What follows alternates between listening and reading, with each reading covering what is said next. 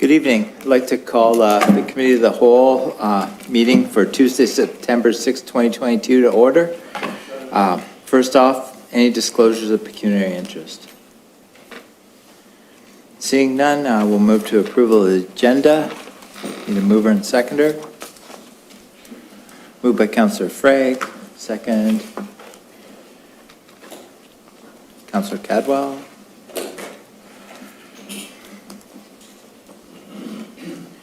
Moved by Councillor Frey, second by Councillor Cadwell. Resolved that the September 6, 2022 Committee of the Whole agenda be approved. All in favor? That's carried.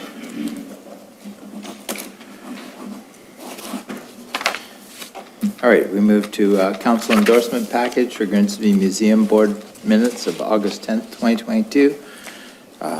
Need a mover and seconder. Councillor Sharp moving. Seconder, Councillor DeFlavio. Moved by Councillor Sharp, second by Councillor DeFlavio. Resolved that the council endorsement package for the Grimsby Museum Board meeting dated August 10th, 2022 be approved. All in favor? That's carried.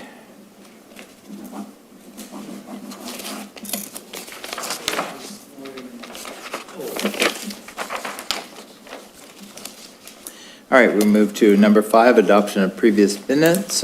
Need a mover and seconder. Councillor Dunstall, you'd like to lift something to speak on separately? Yes, could I, 5D, but there's 3 5Ds. It's the third 5D, the Grimsby DIA Reserve Report. Yeah, thank you. All right, that's so be noted. The Grimsby DIA meetings have been lifted by Councillor Dunstall. Both or just one of the dates? Both of them, or? Just the letter? Just the letter? All right. Okay. Yeah, just the letter. All right, so we need a mover and seconder for the remainder of the previous minutes. Moved by Councillor Vardy. Second, Councillor Dunstall. Sorry, let me just find out which one is the letter.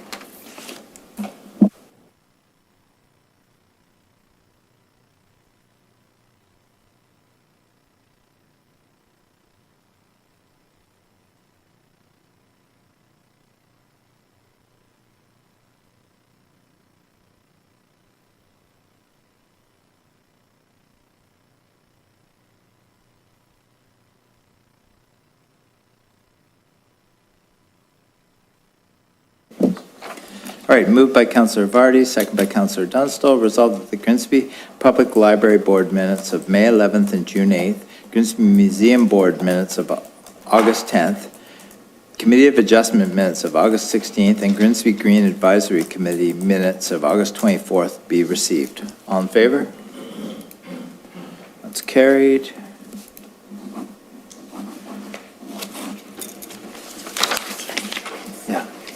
All right, now, Councillor Dunstall, you wanted to discuss the DIA minutes? Yeah, thank you, Your Worship. Yeah, in reviewing the agenda, when I came across this letter or report, it's actually called a budget report, I was a little troubled by it. I found that a group of my colleagues or councillors had asked a specific question at the last Committee of the Whole meeting about the budget surplus. I thought it was a legitimate question. I didn't ask it because I had asked it in 2021, and this report refers to that too.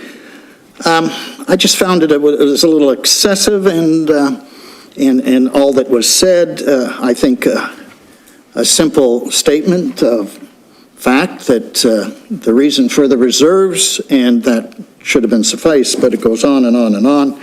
Talks about our previous treasurer, talks about what I had done in 2021, and it finishes off with reminding all of us when we can attend their meetings because they're open to the public, and all our meetings are open to the public, Your Worship. But that being said, we wouldn't have enough time in the day if we all attended all the auxiliary meetings that are out there, the library board, the meeting, the museum meetings, the Green Advisory Committee meeting. This is why we have representatives on it, like yourself and Councillor Frake, who are on the DIA board. And so I was very unhappy with it, and I'll question you, Mayor Jordan. Are you happy with this letter, the way it's written? You're happy with the amount of information that the chair decided to tell us? I mean, the chair is the chair of a board, and so being should show some respect to members of council, and I find this somewhat disrespectful. How do you feel about it, Mayor Jordan? I feel it's just giving you information, giving the council information, and I find a lot of it is opinionated and not information. It's not all fact, it's a lot of opinion. okay. I was very disappointed to see that the chair would regard some of us in the way he has. It's a shame. But I don't know if any of my colleagues have anything to say about it. When I've read it several times, and each time I've not been happy with it. So I wanted that to be known. All right, I think that's noted. So we need a mover and seconder to, Councillor Ritchie, if you'd like to speak. Yes, thank you, through you, Mr. Mayor. I too read this report, and I made comments at the last meeting in regards to the reserves and how much was there.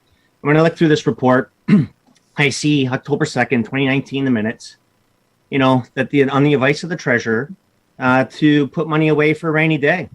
And again, my comments at the last meeting stand, and I understand putting money away for a rainy day. But over COVID, we had a hurricane, and I think more could have been done. And I think that we could have used those reserves to help the businesses, because there's businesses that are no longer there that put money away into these reserves. And that's why I made the comments that I did. When I looked at the budget, let me pull this up quickly. When I looked at the budget from the last term, or from the last meeting, I also noticed that in 2021, that there was, let me just find it here. There was X amount of dollars spent on advertising and promotion. So I just want to bring this up.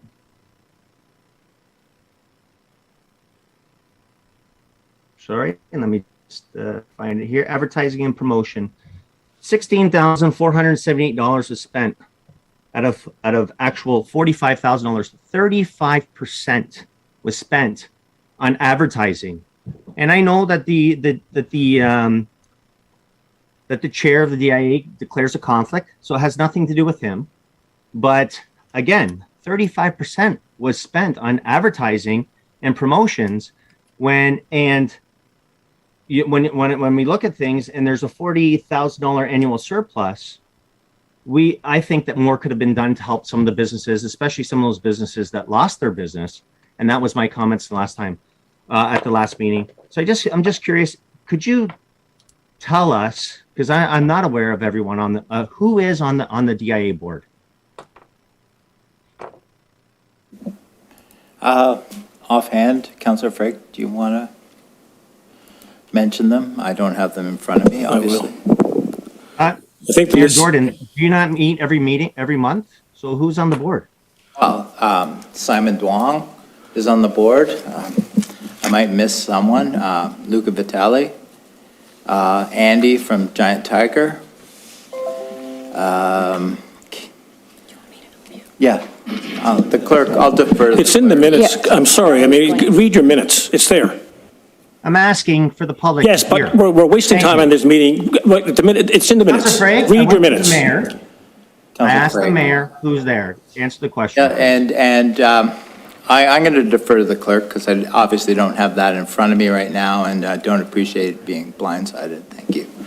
This is not being blindsided. I'm just asking who's on your board with you. Through you, Mr. Mayor, it's Mike Willis-Craft, Reg Frake, Brian McCauley, Simon Duong, Jeff Jordan, Luca Vitale, Rosanna Laporta, and Andy Daniels. Thank you. Again, I don't think that's a blindsided question. I think if you guys meet every meeting, that it's a simple question as to who's on the board. Thank you. Councillor Frank. Yeah, that was an unnecessary question because it is in the minutes. Councillor Ritchie, leave it at that. As far as advertising is concerned, that's one of the biggest things we do on the DIA is to advertise for the merchants downtown and to draw people downtown. It's called marketing. So advertising is part of marketing, and that's what we do, and that's where that money was spent. It was well spent, and it was well discussed, and well investigated.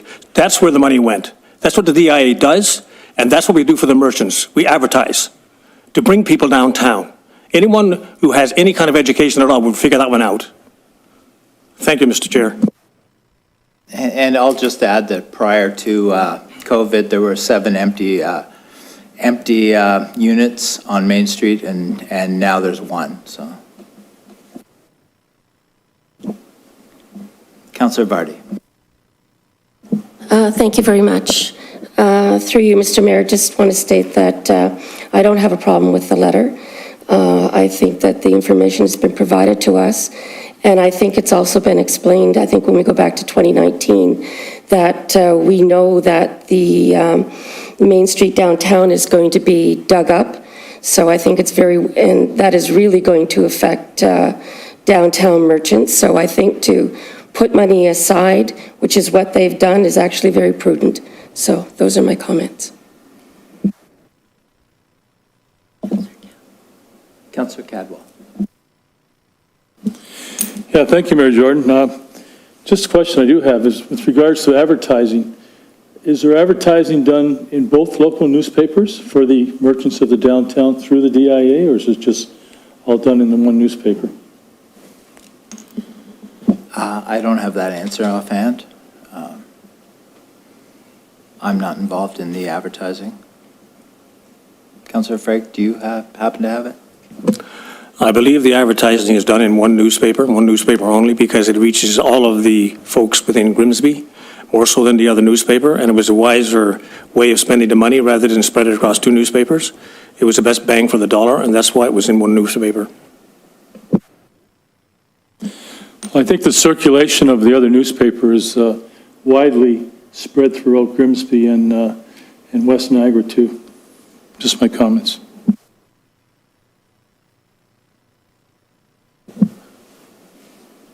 Councillor Ritchie. You through the mayor. I find the comments from Councillor Frank very condescending.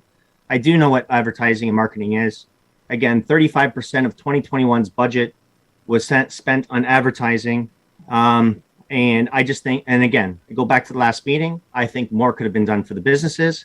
I understand the plan in 2019 to put money aside for a rainy day because of the downtown improvement. Again, though, my comment still stands that we had a hurricane for 2 years and the plan should have shifted and changed.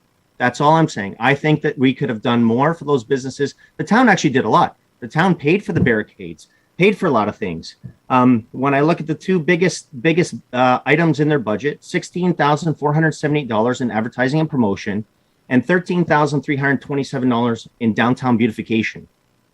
So that comes to a total of almost $30,000 of $45,732 spent. I think the DIA could have done more for its businesses, and I stand by those comments. Thank you. Councillor Frank. Thank you, Mr. Chair. There are 197 businesses in the DIA downtown. I don't know how Councillor Ritchie would have thought we could take $16,000 or whatever it is, that the number it is, and sprinkle it across 197 businesses to save the businesses downtown. And I'll remind you too, this council knocked heads in this chamber and on Zoom many times before we got the town to foot some money to help the downtown. Point of order, Mayor Jordan. So I think it's unfair for you to make that statement. Go ahead, Councillor Ritchie. I do not believe that Councillor Frake's speaking to any factual information when he says that we didn't have our act together. What factual information he's talking to? So is he spreading misinformation here? I am not. He says he's not, so. I'm asking you to make a ruling that he needs to be careful with his comments because I find them misleading. They are not. I agree with Councillor Frake.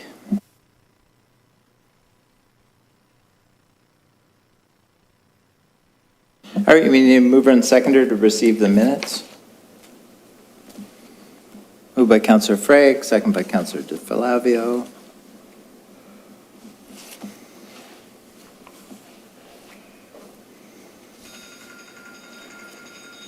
Moved by Councillor Frake, second by Councillor DeFlavio. Resolved that the Grimsby DIA meeting minutes of June 1st and July 6th be received. All in favor?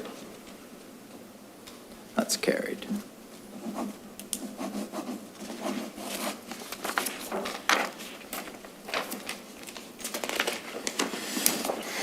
All right, now we move to the consent agenda. Is there anything to be lifted from the consent agenda before we have a mover and seconder? Councillor Frake? Thank you, Mr. Chair. I'd like to lift 7.1 B under Public Works consent, 7.3B.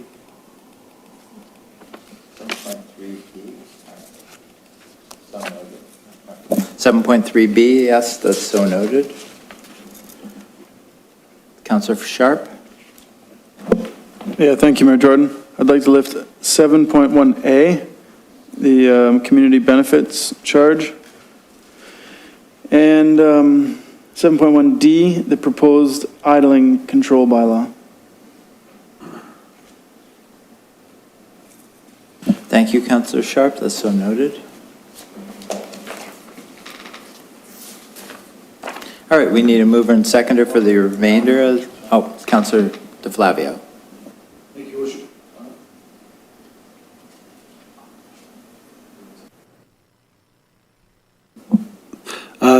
I just had some questions about the 11.2A, the Lake Street townhouses. It's not an opposition, but I have some questions for the planner, just.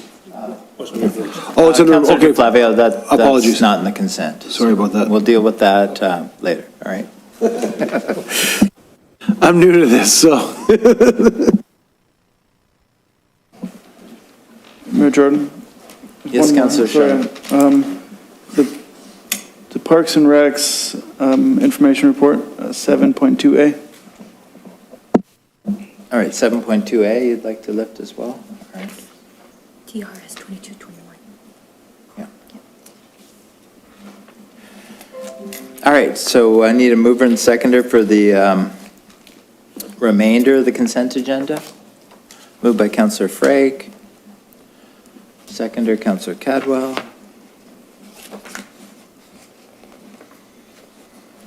Moved by Councillor Frake, second by Councillor Cadwell. Resolved that the Committee of the Whole hereby approves the following items and that the various consent items be approved on the recommendation as contained therein. Report FIN 22-26, the 2022 second quarter financial update. Report FIN 22-27, commitment control budgeting.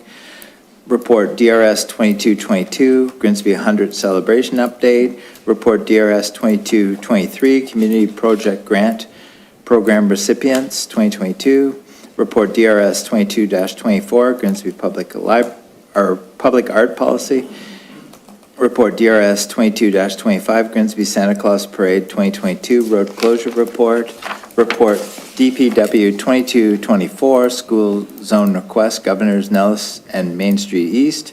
Report DPW 22-26, 2022 drinking water QMS operational plan endorsement. Report DPW 22-27, 2021-2022 drinking water QMS management review.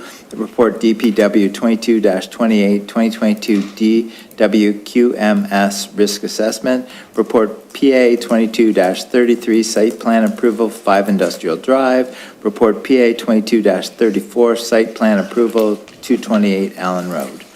All in favor? That's carried.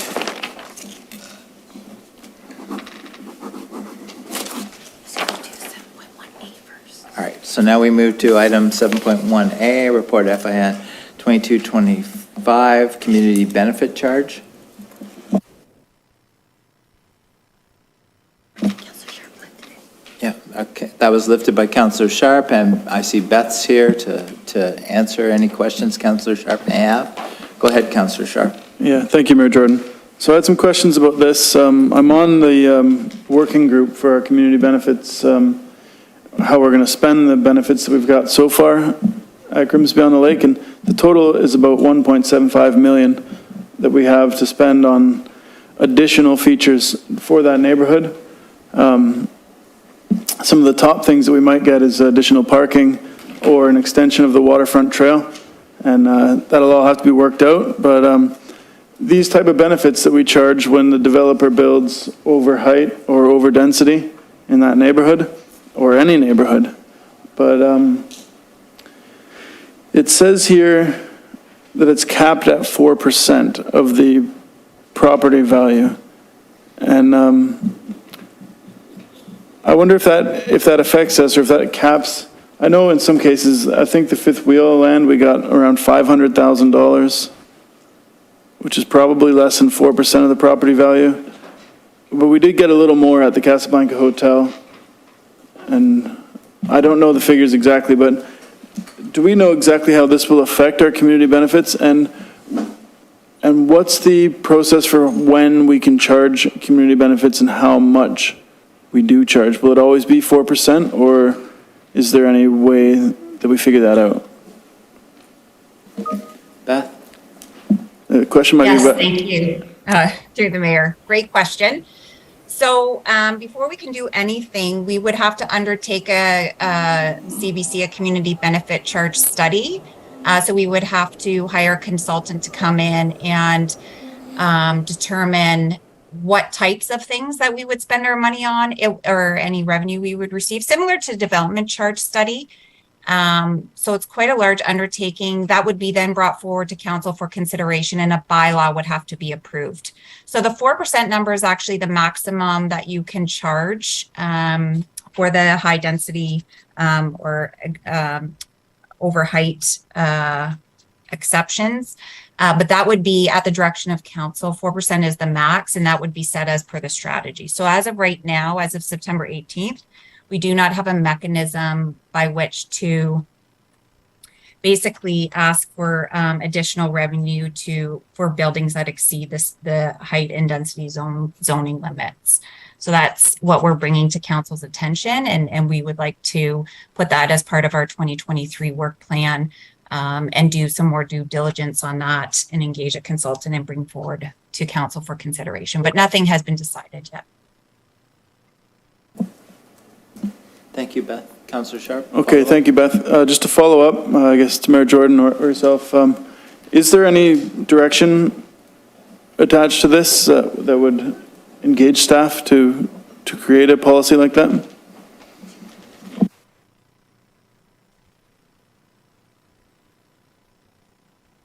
If not, could we make that direction?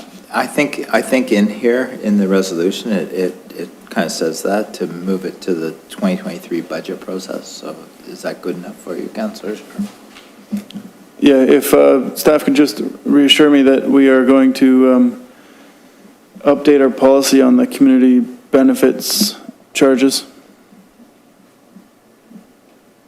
Yes, through the mayor is very much a priority for us. We wanted to bring it to your attention so that you're aware that we are aware of the changes and that we have a plan on how to address. Okay, thank you, because our community benefits charges policy is a relatively new policy, and then being on that working group, I mean, we have $1.75 million to spread around to like maybe a pavilion or a public washroom, or parking is a big one. Right, and if the developers are going to build, and if they're going to push us to the OLT anyways, we want to get at least some value for the people that live there to provide these things. It's a great asset to have, and so I'm satisfied that it's coming back later. Thank you. All right, we need a mover and seconder for the resolution. Moved by Councillor DeFlavio. Second, Councillor Sharp. Moved by Councillor DeFlavio, second by Councillor Sharp. Resolved that report FIN 22-25, community benefit charge dated September 6, 2022, be received for information, and that the cost to develop a community benefit charge strategy be forwarded to the 2023 budget process. All in favor? That's carried.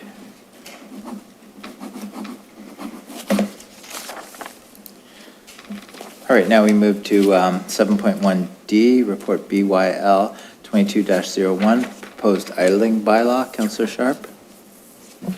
Yeah, so I'm back to back for a couple of these, but the idling bylaw, so I'm a member of the Green Committee, and we did review this, and in the minutes, I think we might have just approved, sorry that I didn't bring it up then, but the Green Committee is in favor of this. Just for some explanation, it's a bylaw that prevents you from idling for more than 3 minutes without moving. There's some exceptions for Uber and taxi cabs and construction vehicles. I can't go through the whole list, but it is in general to stop people from idling their vehicles. And I think it's a good thing the Green Committee did support it. And so it's before council tonight. Thanks. Thank you, Councillor Sharp. Need a mover and seconder. Moved by Councillor Vardy, second by Councillor Sharp. Moved by Councillor Vardy, second by Councillor Sharp. Resolved that report BYL 22-01, proposed idling control bylaw dated September 6, 2022 be received, and that the draft idling control bylaw be forwarded to council for approval. All in favor? That's carried.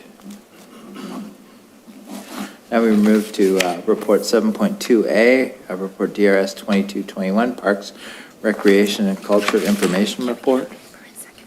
Yeah, we'll get a mover and seconder for this first. Moved by Councillor Sharp, seconder, Councillor DeFlavio.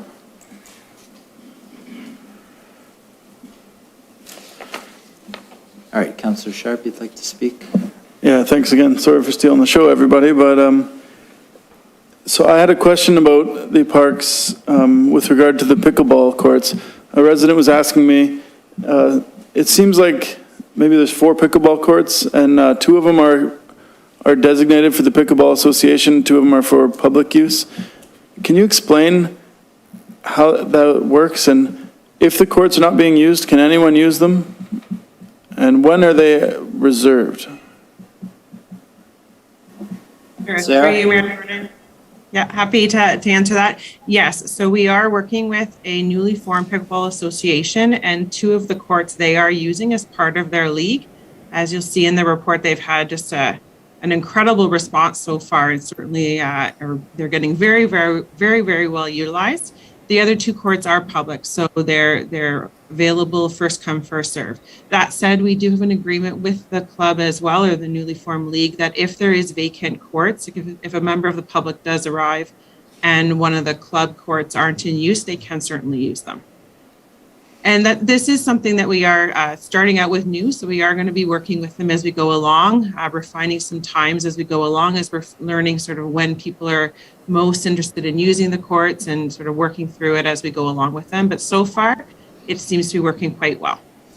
Okay, just one follow-up to that. Does the club pay to rent these, or how is that arranged? Not currently, they are not paying. We are working with them. They've made some investments into the site, and we will be looking at that as we go forward. At least as they start off, they've been developing a website and doing a whole variety of different things to get their group going. Probably more as make an arrangement with them for some maintenance and some different activities. Probably something similar that will mirror to like Tennis Club and some of those other organizations that we have. Okay, thank you. I'm happy that we can help the association as it gets started. I know it's difficult, especially with regards to funding. And so I'm glad, and it's good. I'll let the resident know that if those courts are not being used by the reserved customer or user, that the public can use them. They were worried that the public couldn't use them, but I'm happy that the Pickleball Association is putting them to use. It's great to see them organized, and it's a real investment to that park. Thanks. Thank you. Councillor Cadwell. Thank you, Mayor Jordan, and through you to Sarah. Yeah, I've been by there a few times. That is a great amenity that the town has put forward with. Very busy spot. I'm just wondering, Sarah, I know we used to, my wife and I used to be members of the tennis club a lot of years ago, and back then, I think it's still the same, there was a 30-minute time limit for the public to using a court. Is there a time limit with the pickleball courts? Do we have anything established yet, or I'm just curious to how that's going to be working, Sarah? Yeah, thank you for the question through the mayor. Not currently, we have not established a time limit. We haven't needed to. If the use continues to grow at such a rate, we may need to impose something like that. The league would have more of a scheduled time limit for their activities because they're using a different scheduling approach. But currently, the public use, we haven't put a strict time limit on it. Again, if the demand gets to a point where we need to do that, we certainly can look at that. We do have on some of the guidance for the courts, we have a QR code that feeds back to our website. And we did that deliberately so that if we do need to change some of how we're asking people to use the courts, we can refer back to the website and update people that way. That's great to hear. It sounds like they're taking care of their own then, pretty much for now then, eh? Yeah, great. Everybody seems to be getting along well, which is Yeah, that's good to hear. Thanks, Sarah. Thanks, Sarah. Seeing no further questions or comments, moved by Councillor Sharp, second by Councillor DeFlavio. Resolved that report DRS 22-21 Parks, Recreation and Culture Information Report, September 2022, dated September 6, 2022, be received for information. All in favor? It's carried. Now we move to section 7.3 B. Report DPW 2225 Tree Condition Assessment 397 Park Road North. Moved by Councillor Frake, seconder. Councillor Vardy. Discussion. Councillor Frake. I'd like to defer that particular item till the next meeting. I'd like to give the resident an opportunity to bring a delegation to council and also to have the information that she supplied recently admitted to the agenda. So I think there's more information to be heard, and I believe it would be a good gesture for us to move this to the next meeting so that we can get all those things together and hear their side of the report and their own assessment by their own assessor, if that's okay. That's my thought on that. So that's only another few weeks. So yeah, I just want to defer it. All right, Thank you. so you're bringing forward a deferral motion, seconded by Councillor Vardy. Clerk's going to print it off now.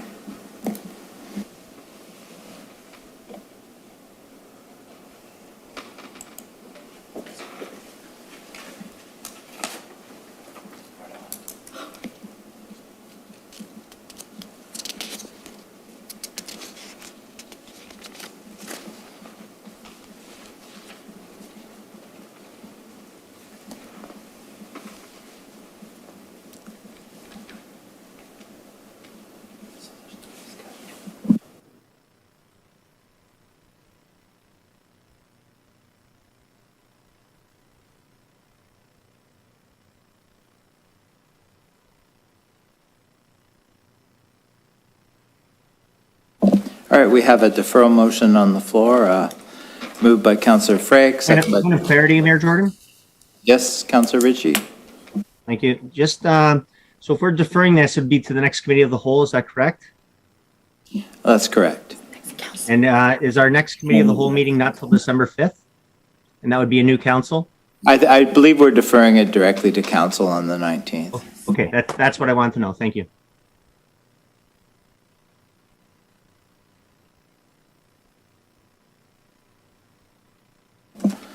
All right, so we have the deferral motion. I'll read it now. Moved by Councillor Frake, second by Councillor Vardy. Resolved that report DPW 22-25 be deferred to the next council meeting of September 19th, 2022.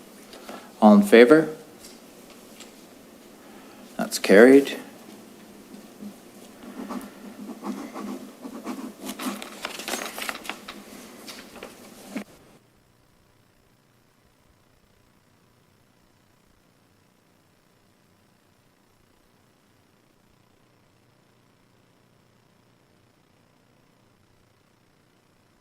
All right, now we move to 11.2A, Report PA 22-27, Site Plan Approval, 15 Lake Street Townhouses.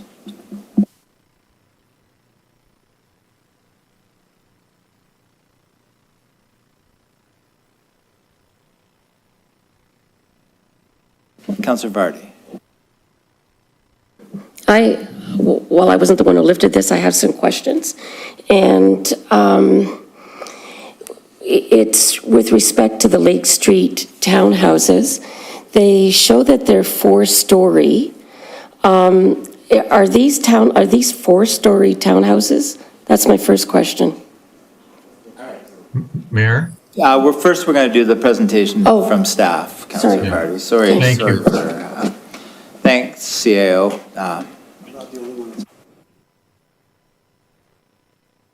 Thanks, everyone. Kayla, welcome. Thank you. Go ahead. Sorry about that. That's okay. Thank you. Good evening, Mayor Jordan, councillors, and member of the public. I'm Michaela Bray. I'm one of the planners with the town. This presentation will outline Report PA 2227 and the recommendation for the site plan approval application for 15 Lake Street. This presentation will focus on Unit 3, which is the townhouse development. So the subject lands of Unit 3 are located on the north side of 15 Lake Street. 15 Lake Street is approximately between Ontario and Maple Streets. The subject lands are currently vacant. Unit 3 is part of a condominium made up of the entirety of Lake Street. So again, Unit 3 is what we're focusing on, which is the area in green of 15 Lake Street. So the applicant proposes to construct 2 4-story townhouse blocks containing a total of 8 residential units. Unit 3 is accessed by a common element driveway from Lake Street, and there are 34 parking spaces proposed. An overview of the timelines to date. So this application received by the town back in August 2021. And since then, the application has undergone technical review and staff analysis. And planning has provided the committee with a recommendation for the application tonight, September 6th. For the planning review, this application was reviewed by the Niagara Region planning staff. The application is compliant with the provincial and regional policies. Town planning staff has also reviewed the application and provide the following review and analysis. In the provincial policy statement, municipalities are required to provide a range of housing, including through infill in the town's existing built-up area. Therefore, planning staff are of the opinion that increasing the stock of townhouses complies with this.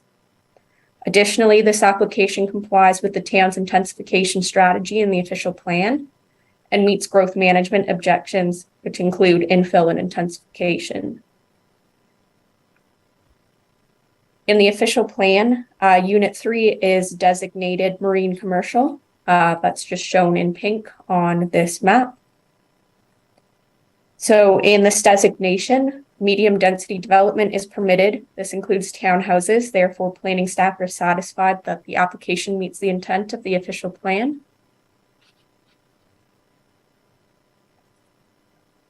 Back in December 2021, Council passed bylaw 2189 for the site. This zoning bylaw amendment changed the zoning on the site from marine commercial to residential multiple 1. There were also site-specific exceptions that were included to facilitate the building design. Therefore, planning staff are satisfied that the application complies with the zoning for the site. Compatibility. So our official plan defines compatible development as not necessarily being the same or similar development in the vicinity, but is development that improves the character and image of an area without causing any undue adverse effects on adjacent properties. So compatibility is assessed using the provisions in the official plan for marine commercial areas as well as residential areas. So a brief summary of the compatibility for the Unit 3 townhouses. The development is oriented towards the existing marina facilities. The townhouses are similar in size to nearby existing townhouses at the marina. The balconies and rooftop access provide overlook into the adjacent 40 Mile Creek. Civil engineering measures have been taken to mitigate any incompatibility with 40 Mile Creek. The townhouses are in line with the existing marina and restaurant building on the 15 Lake Street site, and that therefore would block any incompatibility with the detached dwellings to the south. The style and scale of the townhouses match the existing townhouses. This includes the siding, massing, height, and facade details. And lastly, a precedent for townhouses already been set in this area, and this was by 19 Lake Street next door. It requires, the existing townhouses provide the required transition from the single detached dwellings in the area to these higher density dwellings at the marina site. Site layout. So the townhouses are to be located entirely within Unit 3. Again, they're oriented to face the existing marina, similar to the other townhouses in the immediate area. The townhouses are located close to the west property line and leaves enough space for a condominium driveway and an appropriate fire route. The layout with the driveways and garages in the front is similar to the existing townhouses in the area. Provided yards are appropriately sized and contain a suitable amount of amenity space to be expected for a townhouse. The parking review. So the parking provided in the proposal is in conformity with Section 5 of the zoning bylaw. This is based on a rate of 1.5 spaces for each dwelling unit. Dwelling units 1 to 4 have 2 driveway and 1 garage space. And units 5 to 8 have 2 driveway and 2 garage spaces. Additionally, there are 6 common visitor spaces proposed, and planning staff are satisfied that there's more than sufficient parking proposed for Unit 3. Therefore, planning staff recommend that the application be approved subject to the conditions listed in Appendix A of the report, and that the mayor and clerk are authorized to sign the agreement on the town's behalf. Thank you. Councillor Sharp. Yeah, thank you, Mayor Jordan. I'm looking at page 3 of 12. Could you bring that up, Michaela? Which slide, sorry? Page 3, it has the rendering of the front and rear of the townhouses. Page 3 of the report. Yeah, that These one. renderings? That's Yeah. it.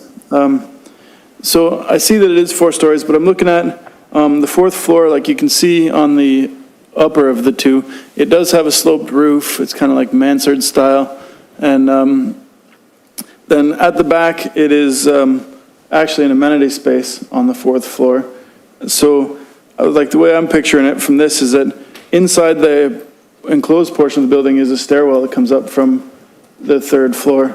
And then it's really just access and probably some space for the amenity on the 4th floor. And so I think that the fact with the sloped roof and stuff that it does respect the neighborhood, and we have a lot of 3-story townhouses in Grimsby.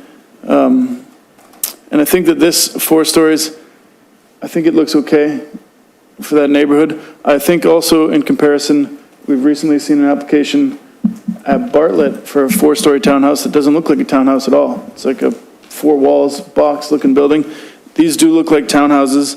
They have the broken up frontage. They've got garage doors and front doors, and the sloped roof is a big thing. And it almost looks like chimneys. I don't know if that's just an architectural thing, but I think it'll suit that neighborhood. It'll be nice to see that neighborhood kind of become completed with towns around most of the marina. And the next item is there's a 4-story or 5-story building out on the end by the lighthouse. And I'm also happy to see that they have 4 parking spaces per townhouse. It's way more than what's required.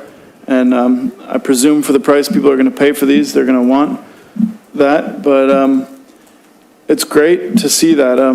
I know the garage isn't always used for parking, but a 2-car garage, you can get garbage cans, recycle bins, and 1 car in there. And single-car garages in a lot of our townhouses are only used for baby strollers and garbage cans. So in general, I think this looks good, and we're at the site plan stage, so I'm in favor. Thanks. Councillor DeFlavio. Thank you, Worship. Through you to Ms. Bray. I had a question about the laneway on the east side of the property. It's going to be a shared laneway, obviously, with the proposed building that's going to the north of there, to the north. How is that going to be? Is it going to be like a shared element condominium with the parcel to the rear? Is it going to be separate? I just want to know how that's going to work, because obviously that it's a fire lane. It's required for emergency vehicles, and I just want to know how that's going to be kept clear, so that traffic, and hopefully we never need to get emergency vehicles to that rear property, but how that's going to work, please. Walter, I see. Yeah. I'll defer that to Walter, as the condominium plan was completed before I started at the town. So Walter, thank you. Thank you. Through you, Mayor. It is, as you said, it is a common element.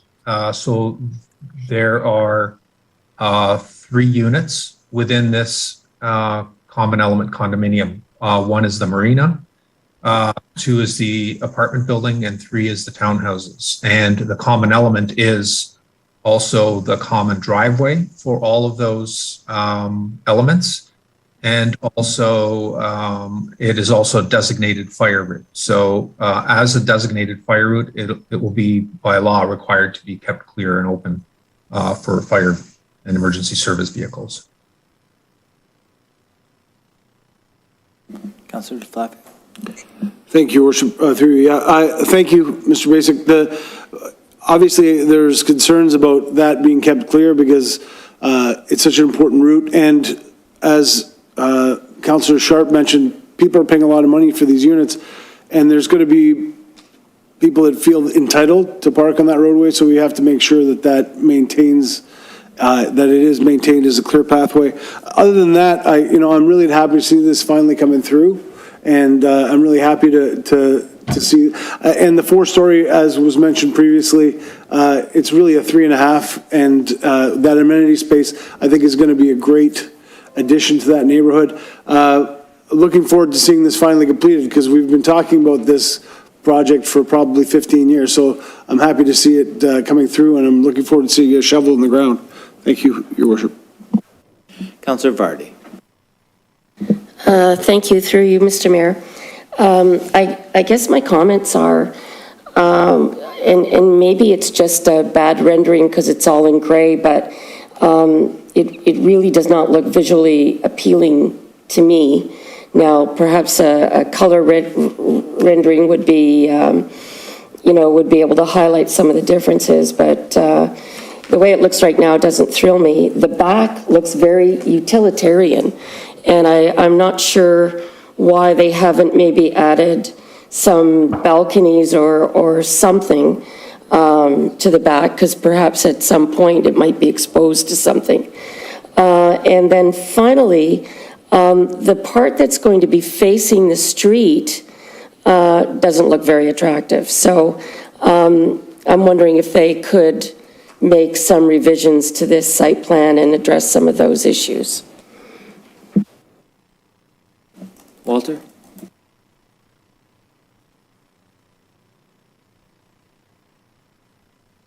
Walter, I think you're muted. Thank you for the reminder, Mayor. Thank you, through you, Mayor. The shapes of the building are somewhat restricted by the tight confines of the zoning restrictions that were placed on the site by the town. So there isn't much maneuverability in the ability to move walls in and out. All of the amenity space on the site, instead of balconies, they've decided to incorporate rooftop terraces. What you see as the 4th floor actually only encompasses a staircase that leads to the rooftop terrace. There's also an elevator shaft. So what those elements that you see as chimneys, those are actually mechanical components or housing mechanical components to the elevators that are either proposed or optional within each unit. And also there is a small storage closet, I would say. It's very small, and the rest of the coverage on the top floor is a pergola. So it appears as though there's a fourth floor, but there's very little floor space up there, other than the utilitarian needs of accessing the rooftop terrace. The materials that are being used are the same materials that are in the townhouses, and I understand that they're incorporating similar color palette to the existing townhouses at 19 Lake Street. Thank you. Thank you. I think it would really be good to see a color rendering of this, because from looking at this, it's not appealing to me at all. And I think something has to be done about the part that faces the road, because anybody driving by is going to see that. And, I'm really just talking about facades. And, they don't have to do anything structural. I just want to see, what the facade looks like. As I say, I'm not thrilled about the back of the building, because it's just, as I say, it's just very flat. And, again, maybe a color rendering, you'd be able to highlight and it would look more appealing. But certainly the end of the building that faces the road, something should be done with that to make it more appealing. Councillor Dunstall. Thank you, Your Worship. Maybe I'm going to lean on Mr. Basic there. Where this is situated is not near Lake Street. It's further back into the property. You have the restaurant and the marina as the first building. So people driving by Lake Street are probably not going to be able to see it unless they physically drive into the laneway. Two, the back of the the rendering here, the rear rendering is almost against a high wall, which exists right now, which is, I'm guessing, I didn't go and measure it, but I know where the restaurant is right now. It's 15 feet. So that first floor in the rear rendering, they're going to look out those patio doors at a wall. I don't know how far back the wall is from the rear, or what the rear setback is against the wall, but there's a wall there. And so when you see it from the elevated area where the old bowling alley is, you probably won't see, well, you might see part of the second floor and the third floor, but it's going to look like a 2.5 story townhouse from that perspective. So from a, because the marina is set down in considerably. And if it's going to look like the other townhouses, I haven't heard anybody say anything negative about the appearance of those other townhouses. So because the rendering is in black and white, I guess it's kind of deceiving, but I think, rest assured, it's going to look just like the rest of them. Am I right, Walter? Is this going to look like the other townhomes that are already there? And is the wall there too? Oh, you're always muted. Yeah, thank you. It's good practice. Thank you. Mayor, yeah, you're absolutely correct. The first floor on the west side facing 40 Mile will largely be obscured from the view of anybody traversing that area. Yeah. Because the elevation difference is significant. Like you said, there's a retaining wall along most of the sections abutting the townhouses. Again, like I said, the color palette and the materials that are to be used, which is stucco and stone or stone look on the main floor is very similar, if not identical, to the townhouses that are already there at 19 Lake Street. And the front elevations of these units will look very close to, if not identical to, those ones that back onto Lake Street, where there are 3 stories facing the marina. So again, the attempt was to replicate the townhouses that are there, with the significant exception of the rooftop terrace and the elevator and the additional space required on the roof to accommodate the elevator and the staircase to access the rooftop terrace. So that's really the main difference. The detailed architectural elements are very similar. There's corbels underneath some of the projections. There's a lot of interesting architectural detail. I could show you if I had the ability to, or if there's a desire to look at some of the architectural details, I can do that for you. But rest assured that, again, the detailed design is very similar to, if not identical to, the existing townhouses on site. It'll look a lot better than boat storage, won't it? I would agree with you there. Councillor Cadwell. Oh, and I'm sorry, one last item. What you need to understand is that the townhouses will be relatively close to the existing marina building. So the southerly side of the townhouses, although I think they're architecturally they'll be very interesting, they'll be obscured significantly by the marina building itself.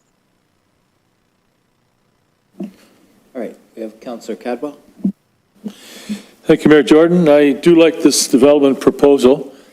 It does make that area really look a lot nicer there too. And just when I was reading the report, I was just thinking, with the 2 developments, the proposed 6-story, which is unit number 2, and the 4-story townhouses, obviously I would think the developer would be looking to build the 6-story, the northerly development first before he does the townhouses.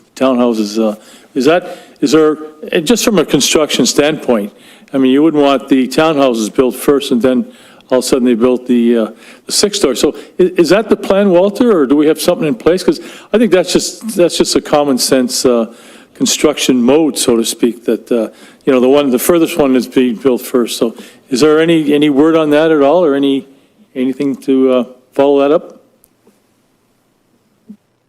Walter? Thank you. Through you, Mayor. I don't recall there being a specific reference to phasing in terms of which one is going to be built first. They did submit a construction management plan that has been reviewed by our staff.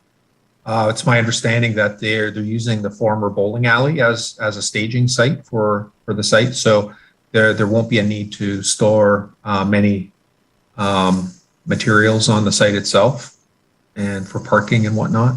So, but in terms of the timing, yeah, we'll have that discussion with them. It does make sense, like you said, but we'll have that discussion with them. Thank you. All right, I have Councillor Sharp, then DeFlavio, then Vardy. So Councillor Sharp, go ahead. Yeah, thanks, Mayor Jordan. I have just one more question, and I don't want to belabor this. So it's part of the second report. It's question 2. There's a bit of a parcel on the west side of the townhouses. And I think I remember from the zoning bylaw amendment that is parkland now, and that it's going to become a part of a path that leads out. If you'd see on the next application, the 6-story building on the end, it's kind of where that lighthouse is. And I recall that this portion, I don't know how wide it is dedicated to the town, and it might become some sort of a walking area. Maybe we can make a trail to walk out to that lighthouse on the end. So my question is, and I think that's great if you can just confirm that's what it is, but just to confirm that the residents are aware that in their backyard is a small piece of town-owned parkland, and that there might be a trail that people are walking on. I've seen that it's a bit of an invasion of privacy to the people on Grimsby on the Lake, and it might be a little bit the same here. So I just want to make sure the residents are aware. If you could confirm that. Yeah, thank you. Through you, Mayor. That's a good question. Yes, the lands of Area A that you see on the plan there, that's where the apartment building is proposed, and Area B is the area where the townhouses are proposed. Area C is the existing marina building. The lands immediately abutting the west side of those three parcels are an unopened road allowance. So it's essentially it's an extension of Robinson Street that goes right through town, right to the lake. So that unopened road allowance can be used by the municipality for public use. It could be a road, it could be a sidewalk, it could be a trail, as the municipality deems fit. I take your point. It's a good idea to incorporate, and this is something that we'll look at when we do the agreement. That warning clause be put in the agreement, just explaining to future purchasers that there is existing public lands abutting the west side of the site that are intended to be used for public purposes.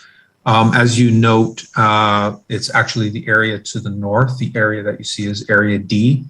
Those lands are a parkland dedication from this particular development. That will be at the northerly end of the site, immediately abutting the spit that goes out to the, actually it's not the spit that goes to the lighthouse, but it's the other one on the west side.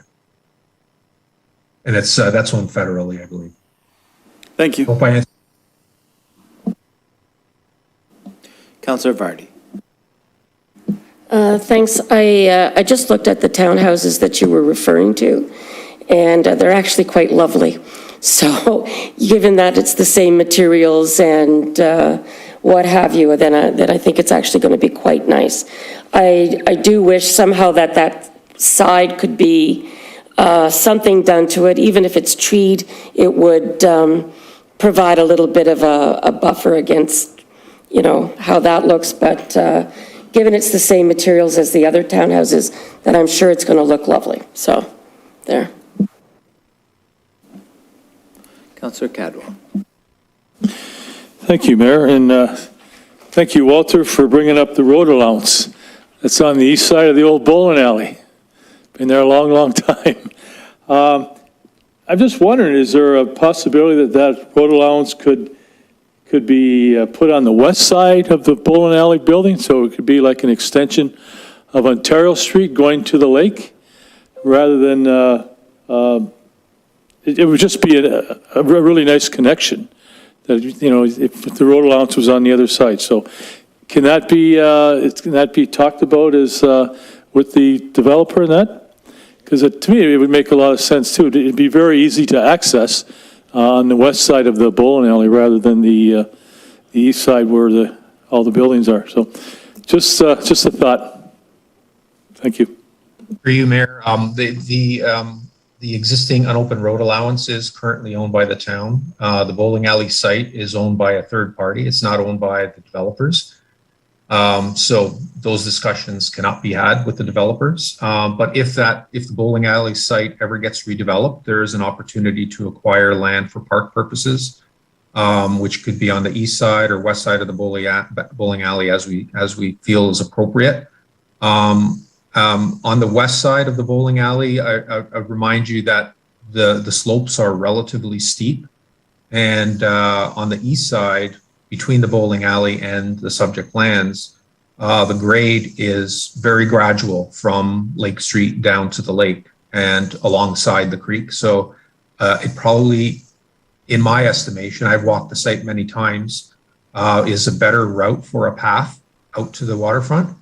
But that's something that we'll discuss in a little more detail through Sarah's department. I know there's been a lot of discussion about potential work at the 40 Mile Creek Park, and this unopened road allowance does abut that park. And that was the intention of acquiring the lands at the north end of the site, to give us an opportunity to access the waterfront on this side of the creek, as well as the other side. So But again, these discussions will happen. If the bowling alley site ever gets developed, we'll have to identify what, if any, additional parkland we're going to require. And also we need to decide what we're going to do with this unopened road allowance on Robinson Street extension and how we're going to utilize it to best utilize the waterfront. But thank you for your question. Thanks for the clarification. Thank you, Walter. Seeing no further questions or comments, need a mover and seconder. Moved by Councillor Dunstall, second by Councillor DeFlavio.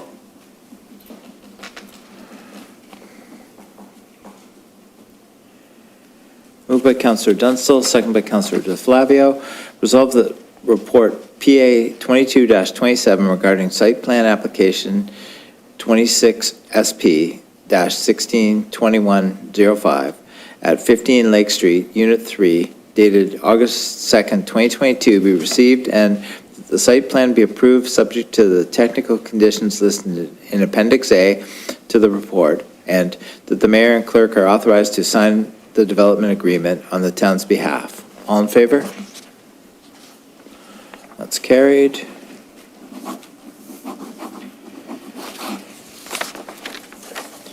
All right, now we move to report 11.2B, PA 22-28, site plan approval, 15 Lake Street apartment. Michaela, go ahead. Thank you.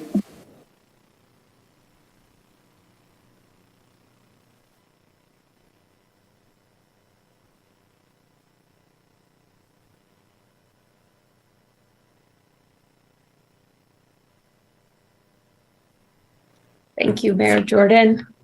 Good evening again, Mayor Jordan, councillors, and members of the public. So the second presentation will outline report PA 2228 and the recommendation for site plan approval for 15 Lake Street. This presentation will focus on Unit 2, which is the apartment development. So the subject lands of Unit 2 are located, again, on the north side of Lake Street, at the furthest point north of the subject lands. They are currently vacant, and again, Unit 2 is part of the same plan of condominium that makes up the entirety of 15 Lake Street that Unit 3 is also a part of. So the applicant proposes to construct one 6-story apartment building, which would contain 25 residential units. Unit 2 is accessed by the same common element driveway from Lake Street, and there are 49 parking spaces proposed. This first slide shows the elevations of the proposed apartment building. So going clockwise, the west, the north, the south, and the east elevations. Renderings were also provided. So the north, southwest, southeast, and northeast. For the planning review, this application was reviewed by Niagara Region planning staff, and the application is compliant with provincial and regional policies. Town planning staff have also reviewed the application and provide the following review and analysis. Again, municipalities are required to provide a range of housing, including through infill. Therefore, planning staff are of the opinion that increasing the stock of apartment units complies with this. And again, this proposal complies with the town's intensification strategy in the official plan, and it meets the growth management objectives, which includes infill and intensification. Similar to Unit 3, Unit 2 is also designated marine commercial. So this designation permits medium density development. This includes low-rise apartment buildings. So as planning staff are satisfied that the official plan intent is met. Again, in December 2021, Council passed bylaw 2189. Zoning bylaw amendment changed the zoning on the site from marine commercial zoning to a residential multiple 3 zone. As well, site-specific exceptions were included to facilitate the building design. Planning staff are satisfied that the application complies with the zoning on the site.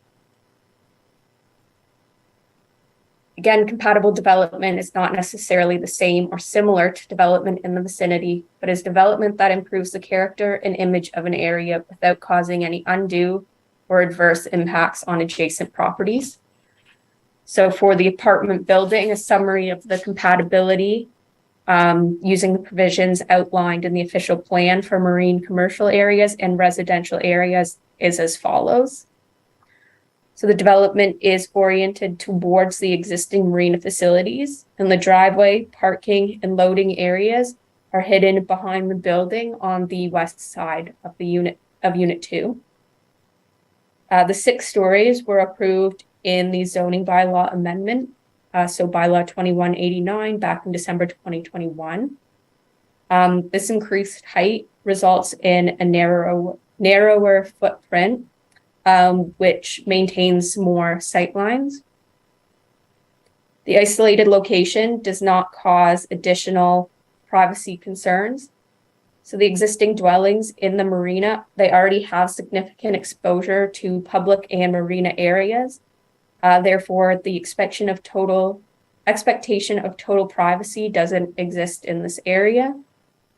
The apartment is at a lower elevation than the surrounding land uses, which further reduces the height impact. This is a large infill property, therefore greater variation is permitted from the surrounding areas.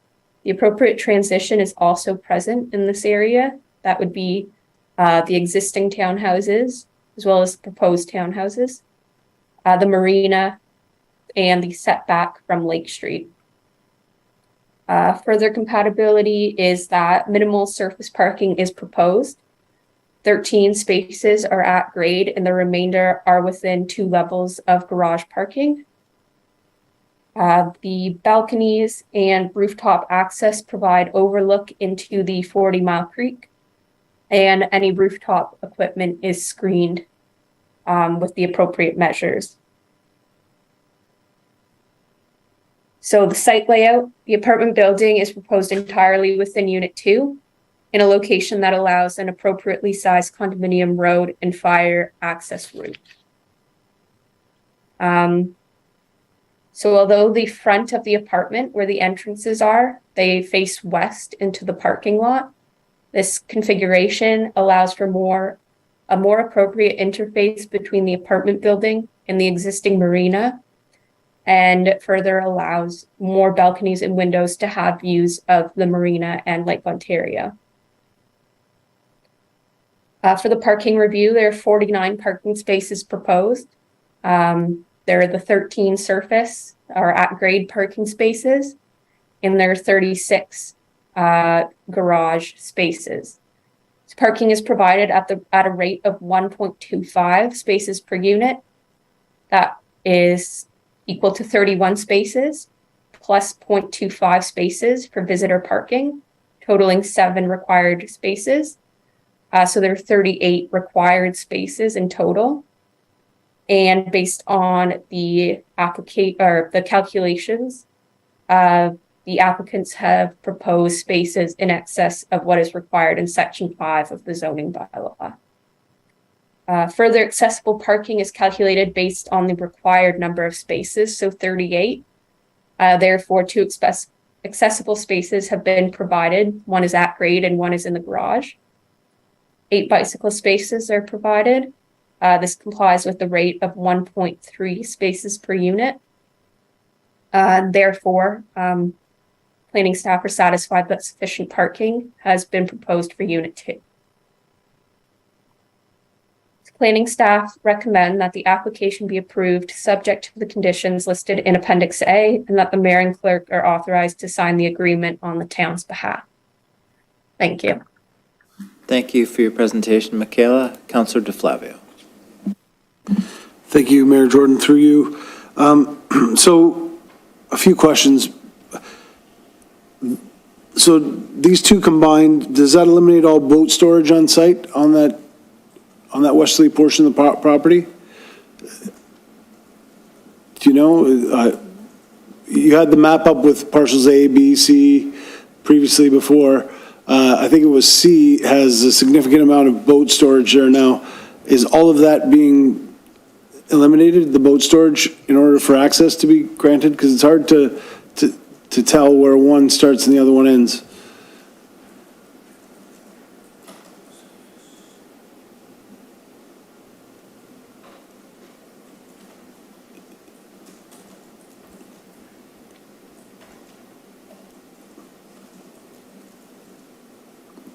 Through the chair, is it this Yeah, so, that you're referring to? yeah, so currently B and that small portion of C on the left and pretty much everything on the west side of that property has boats on it now, unless it's changed in the last couple of months. It's full of boats, right? It's not? Still the same. It has changed? Okay. I will defer it to Walter. He might have a better idea of the history of the site and what the applicants are intending to do in the future with the boat storage. Thank you, Michaela. Through you, Mayor, to Councillor DeFlavio. Yes, boat storage can still potentially occur in any area that's marked as Area C. The common element that you see there has to be maintained as free and clear for emergency service vehicles, obviously. But it's my understanding that also on the east side of the basin, up against the retaining wall next to Maple Avenue, I believe, where there's existing parking, there's also the ability to store some boats over the winter when the marina is not being used actively. So, but obviously the total capacity of the site to be able to accommodate boats is significantly reduced with this development. And the boat owners will obviously have to find alternative locations to store their boats over the off-season. Okay, thank you. More further questions through you, Mayor Jordan. So the bylaw has allowed bonusing in height. And there's a small parcel of parkland that's being dedicated on the north part of the property. Is there a cash in lieu in this particular case? Because yes. Okay. Yeah, the actual calculation is the exact amount of the area of D. So a portion of D, we had to take some land next to the creek because of the creek encroaches a little bit into the road allowance right of way next to A. So we had to widen that area to potentially accommodate a future path into the bulk of area D at the north side. But the calculation based on 1 hectare per 300 dwelling units, I believe it was at the time, was the actual area of area D. Okay, thank you. The site plan for Area A, does one of the discussions that occurred with this proposal in the past was the ability of fire vehicles to access the entire property? Does that plan allow for fire access all the way around? It does. As you see, there were extensive discussions with our fire department for alternative layouts to the fire route and the turnaround requirements for the fire route through the building code requirements and our specific needs of our fire department. And as you see there, that is your route plan that's shown how vehicles can be turned around on the site at the end. And the entire area will be a designated fire route. Okay, thank you. Thank you, Your Worship. Thank you, Councillor DeFlavio. Any further questions? Seeing none, I need a mover and seconder. Moved by Councillor Sharp, second by Councillor Cadwell.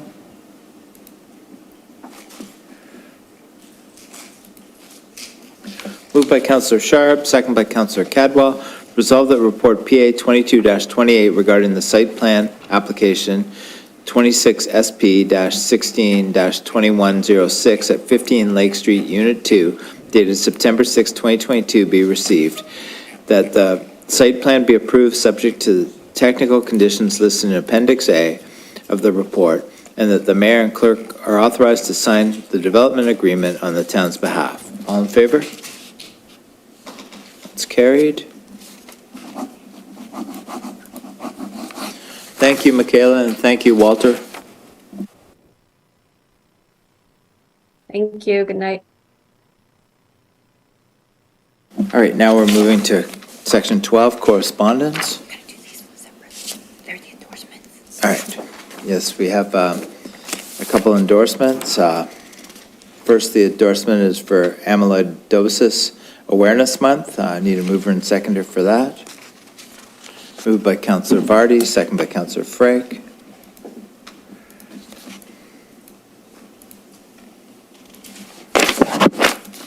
Moved by Councillor Vardy, second by Councillor Frake.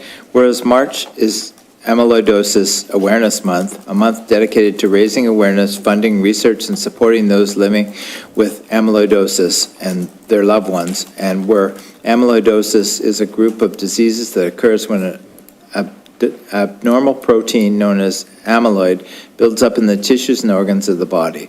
Left untreated, the disease can result in organ failure and can be fatal. And whereas amyloidosis can mimic the signs and symptoms of more common medical conditions, and the disease can be challenging to diagnose, and whereas amyloidosis often affects people in middle age, but younger people have been diagnosed with this disease, and whereas some of the signs and symptoms of amyloidosis can include shortness of breath, weight loss, fatigue, swelling in the ankles and legs, numbness in the hands and feet, foamy urine, carpal tunnel syndrome, bruising around the eyes, and an enlarged tongue. And whereas a timely diagnosis and the correct diagnosis can lead to better outcomes for both patients and their families, and therefore be it resolved that Council recognize the month of March 2023 as Amyloidosis Awareness Month. All in favor? That's carried unanimously.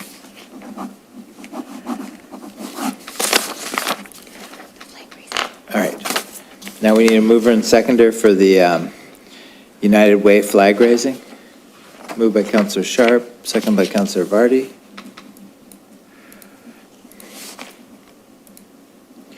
Moved by Councillor Sharp, second by Councillor Vardy. Resolved that the correspondence under Administration and Finance pertaining to the United Way flag raising request be received and the Council approve the request. All in favor? That's carried.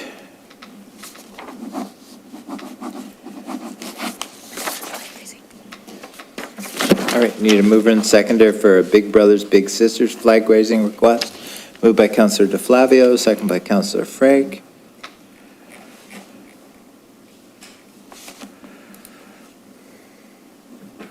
Moved by Councillor DeFlavio, second by Councillor Frake. Resolved the correspondence under Administration and Finance pertaining to the Big Brothers Big Sisters flag raising request be received and the Council approve the request. All in favor? That's carried.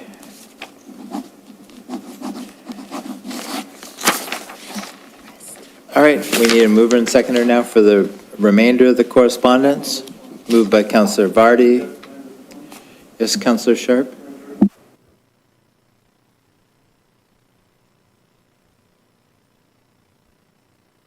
All right, Councillor Sharp has lifted the Niagara Regional Transit On-Demand Dashboard for August 2022. So we'll need a mover and seconder for the remainder of the correspondence. Moved by Councillor Vardy, second by Councillor Frake. Moved by Councillor Vardy, second by Councillor Frake. Resolved that the following correspondence items be received. Niagara Region CLKC 2022-103, Bylaw 2022-71, Regional Development Charges Bylaw, and Biodiversity and Climate Action Collective Niagara letter be received. All in favor? That's carried.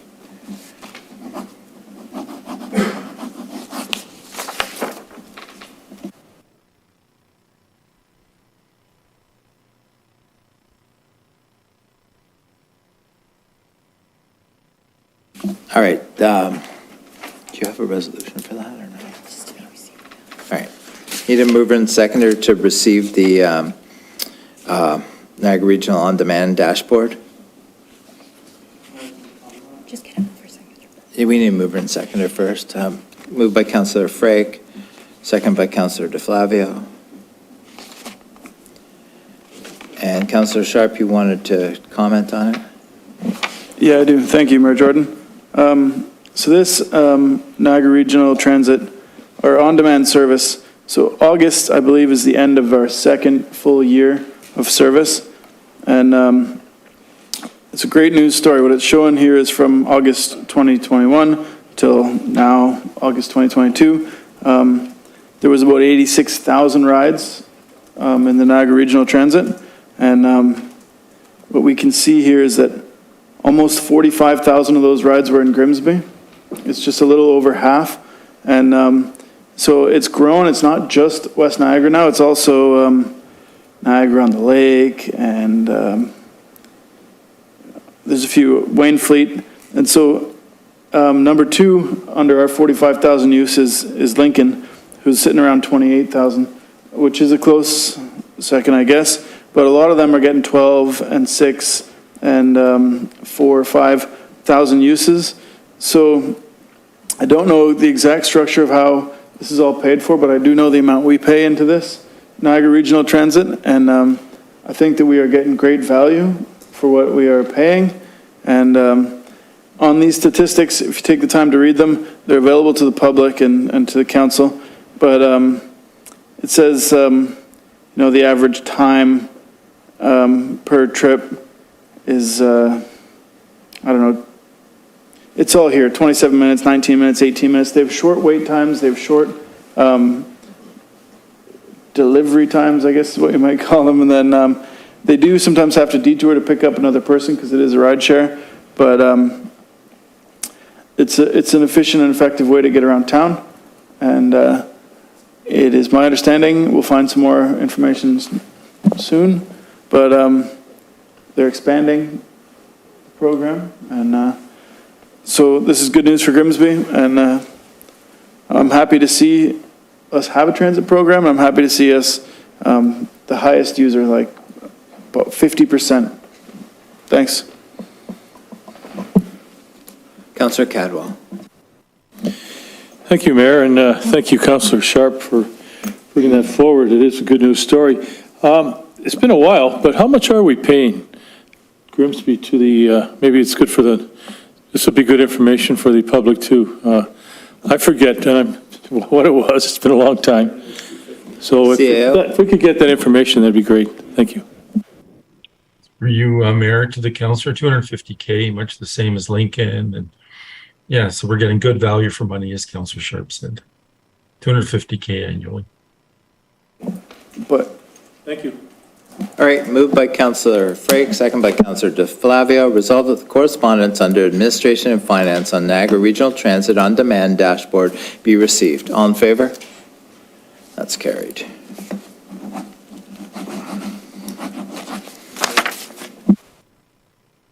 All right, our next meeting of Committee of the Whole is scheduled for December 5th, 2022 at 6:30 p.m. This meeting is adjourned. We'll start with a council meeting at 8:10. Thank you.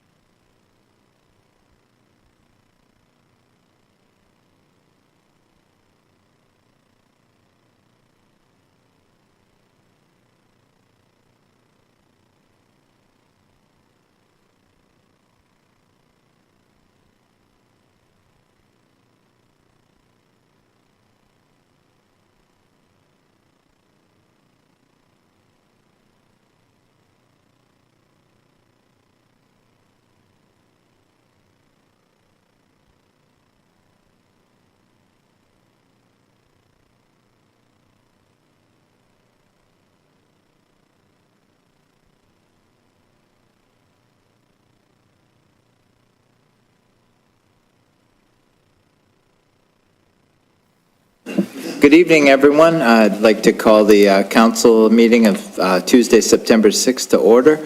Could everyone rise for the playing of the National Anthem?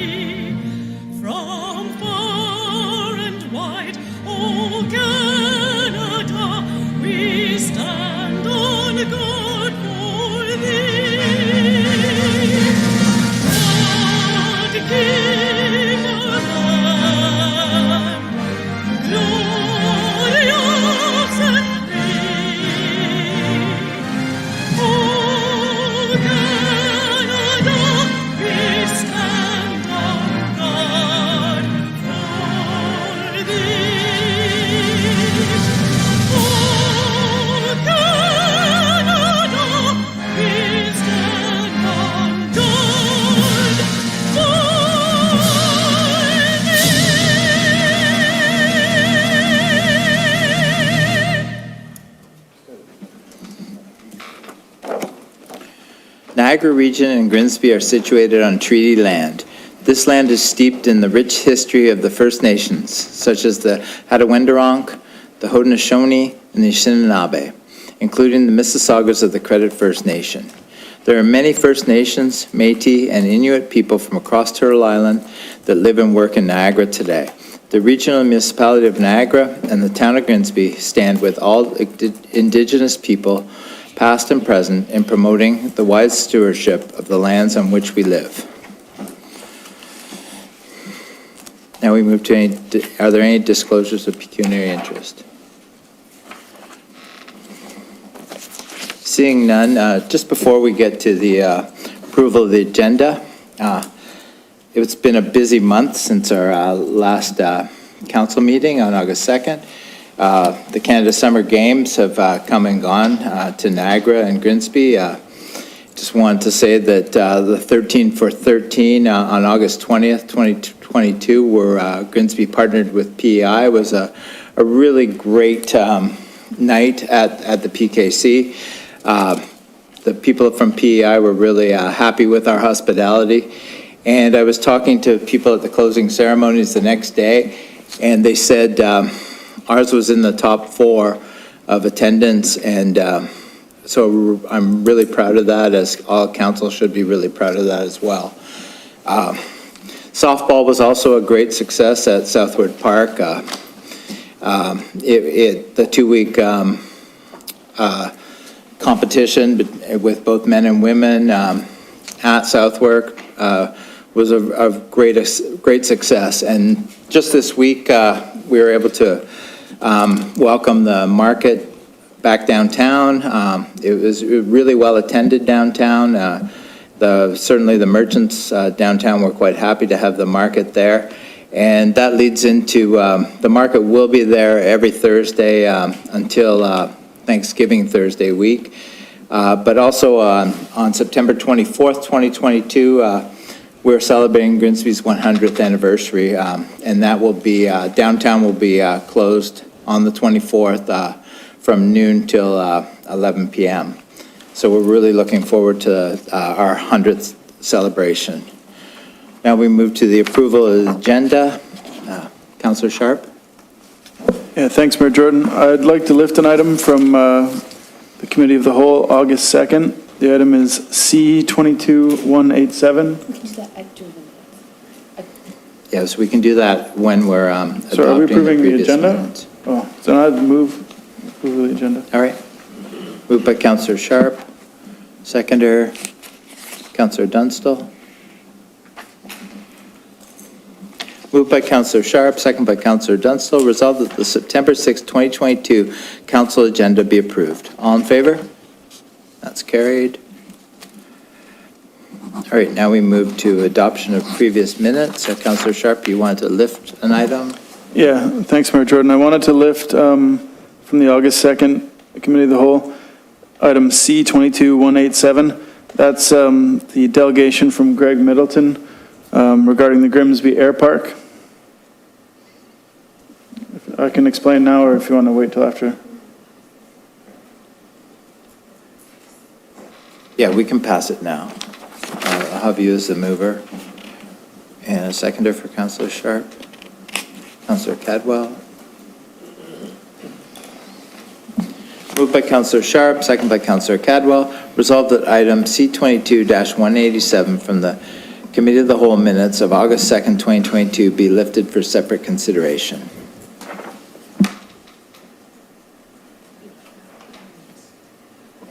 All right, Councillor Sharp, you wanted to speak on?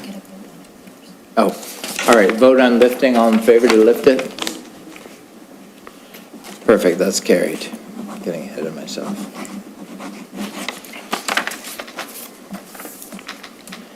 All right, Councillor Sharp, you wanted to speak on that? Yeah, thanks, Mayor Jordan, and my apologies for jumping the gun. I thought we were at approval of the minutes. But now that we are, so this item was a delegation from Greg Middleton, and Greg is kind of a spokesperson for a group of residents that live up by the air park. Some of those residents live in West Lincoln, and a good portion of them live in Grimsby. And they have been expressing some issues with the air park and how it's affecting the use of their property and their homes. And so in the delegation from Mr. Middleton, there's a letter to, I think the letter is addressed to Dean Allison. It's either addressed to Dean Allison or the Minister of Transportation, Mr. Al Gabra. But so what we didn't get to in the last, what Mr. Middleton was hoping we would do is that we would endorse this letter and forward it to Dean Allison, who will then take it to the Minister of Transportation. Because the air park is not in our jurisdiction, it's in federal scope. So, and the letter essentially, to just Cole's notes, it's asking that they consider the impact that the air park is having on and the residents and the enjoyment of their property around there. And just for information, West Lincoln has already endorsed this and sent it to Dean Allison. And Dean Allison is hoping that Grimsby will endorse it. It supports him to bring the issue to the minister to say both municipalities are aware of their resident concerns. In the letter, there's also a list of residents who've signed. And so I think that it's becoming of us to simply endorse this and send it over to Dean Allison. It's in their scope. It's not in our scope. So let them deal with it. And I'll lean on my colleague, Councillor DeFlavio, because it is in our ward currently, and he has had some discussion with Greg Middleton. So that's all I have to say. Thanks. Councillor DeFlavio. Thanks, Your Worship. Yeah, so because it is outside of our jurisdiction, I'm not in favor of closing down the airport, just to make it clear, but I do think it's important that the federal government that is responsible for airports looks at the way it's being used, looks at if the intended use is the actual use that's happening up there now. We're kind of handcuffed, as Councillor Sharp already mentioned, because we can't really do anything to regulate it because it's under federal jurisdiction. What I'd like to see it happen is that once the federal government takes a look at it, it would allow us to kind of determine what we think is the appropriate use of this airport. You know, whether it's for for training purposes, if it's for leisure purposes. And what I'd like the federal government to do is actually look at the frequency of use and whether it's appropriate because, you know, just because it was designated as an airport, it could have, the original use might have been, 4 or 5 flights a day, let's say. So I want to know how often it's being used, and so that way we can get information and go further. But I'm not in favor of closing down the airport. I think it's important to have a place to land, whether it's helicopters or airplanes in Grimsby. But I do think it's important for the feds to step up and say, yes, it's being used appropriately, and this is what the town of Grimsby can do to enforce the site. So that's why I'm going to endorse. I'll second that motion by Councillor Sharp. Thank you, Councillor DeFlavio. Any further questions or comments? Councillor Cadwell. Just curious, and thank you, Mayor. Just curious, I'm very familiar with the area and the airfield there. I don't mean, how long is that airstrip for landing? I mean, it can only handle certain planes, so I guess that's something with the federal government they can be looking into and getting some proper information for that too. So that's just food of thought just came to mind. It's just curious to how long the landing area is up there. So look forward to it getting to the federal government though. Thank you. Councillor Vardy. Thank you. I understand there's been some concern because now there has been some flight training going through there. And, I checked with my resident pilot, AKA my son, and he says that there is a certain height limit from which you can't go below. So I know that Mr. Middleton was thinking that some of these planes are just 200 feet above houses, and that's illegal. So, and that needs to be reported to Transport Canada. So I have to say, I really like the idea of Councillor DeFlavio to look into what are the parameters of what should be in this air park. Are there limitations that are being exceeded or uses that should not be allowed? But I would just encourage anyone seeing a plane that's flying so close to their houses to contact Transport Canada, because that's not illegal and it is dangerous. Thank you. Councillor Sharp. Yeah, thanks again, Mayor Jordan. Just so to follow up, this letter going to Dean Allison, he's well aware of the circumstances here, and then we endorse it, and it just gives it authority that the town is aware of this issue too, and Dean will follow it up at the federal government. So I'd appreciate your support. I know to the residents, some are watching, maybe Greg, sorry this has taken so long. It's not really in our jurisdiction. We are trying to, we're doing our best, and hopefully Dean Allison can find a resolution. That's all. Thank you. Seeing no further questions. Well, what this really, Councillor Frake. Thank you, Mayor Jordan. I too endorse that I like the idea of the airport there. Again, for the same reasons Councillor DeFlavio mentioned. I'm just curious that I can't remember the letter that Mr. Middleton brought to council, but I don't want to endorse something that tells Mr. Allison that we don't want the airport. I assume that this letter is asking the federal government to investigate what's happening there so that we can make a decision as to whether we go a step further and endorse whatever's going on up there. Is that the way this reads? Can I ask that to Councillor Sharp? Yeah. Because I don't remember the letter. Councillor Sharp. Yeah, so thanks, and through the mayor, I have the letter in front of me. It's 2 pages, so I'm not going to read it all, but there's a part here, in short, as you're aware, our concerns include, but are not limited to, the safety and enjoyment of property, the rights to equal treatment under the land, the impact of the continued operation.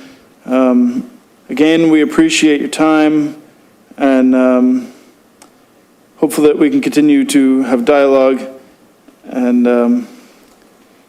then that's to Dean Allison, and there's a letter in here to Minister Al Gabra. And so they're hopeful upon review that they want consideration from the federal government for the use of the air park. And we can't really offer that to them because it's not in our jurisdiction.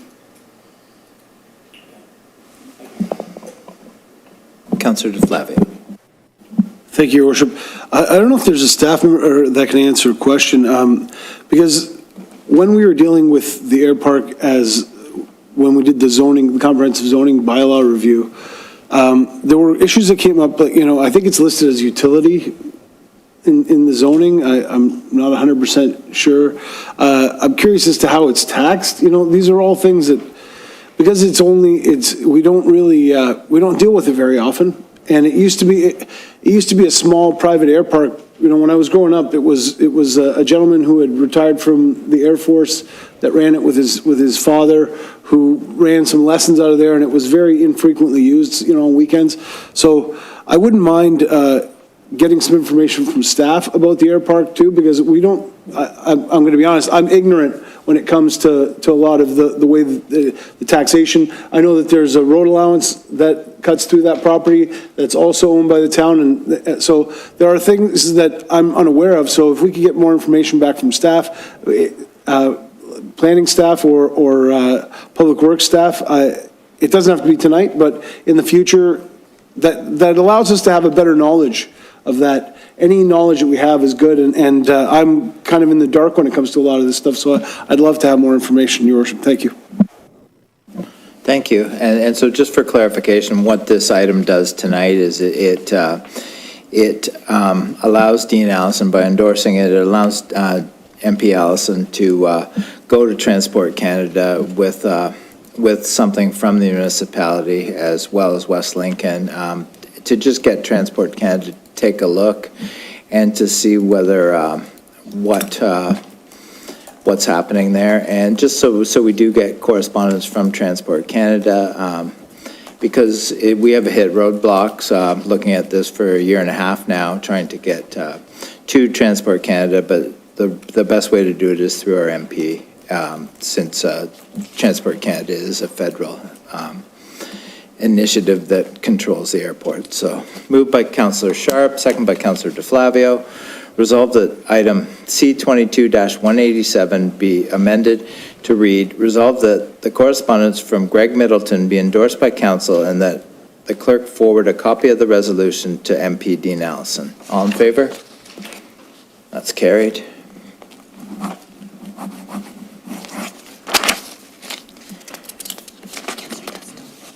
Councillor Dunstall. Thank you, Your Worship. If I could lift from the Committee of the Whole minutes 11-2A, the report PA 22-26. If I could have that lifted. Moved by Councillor Dunstall, seconded by...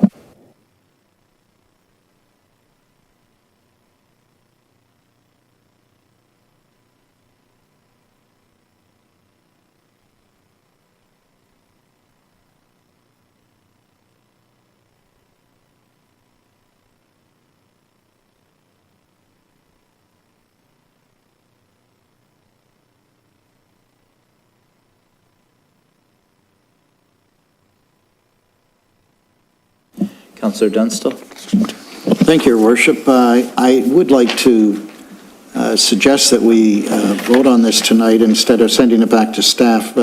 We approved another site plan, if I'm not mistaken, at the corner of Livingston and Slessor, and at first we didn't like the architecture, and the developer came back with red brick, and we approved red brick, and now this building here on, really it's on Niagara Street, at the end of Niagara, connected to the Slessor dead end, if you want to call that, next to the other two buildings.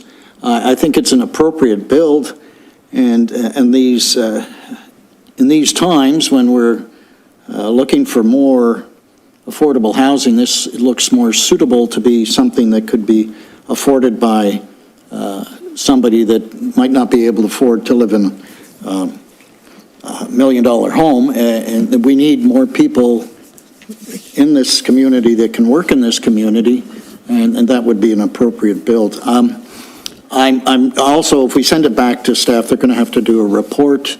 It'll take a lot of time. I think that they've already said it was a good build, and I think we should listen to staff and vote on it tonight, and that is my recommendation.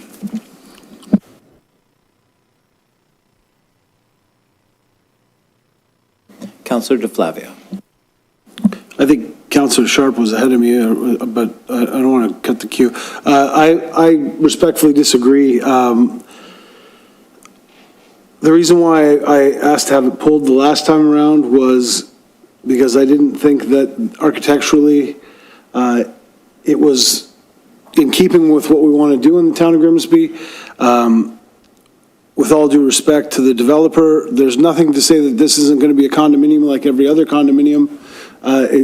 Just because they say that it's going to be rental units doesn't mean that it will be rental units when it's built. And like I said the last time around, just because it's rental units doesn't mean that we should change what we think the front of a building and the appearance of a building should look like. You could drive around town and, I mentioned last time, find the buildings that were approved without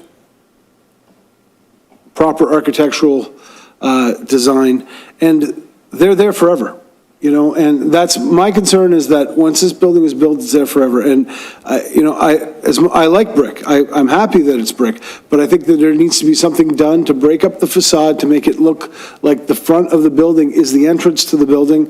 There are lots of things that can be done, and in the month since the last meeting, frankly, this developer could have revised the plan and brought forward a new design.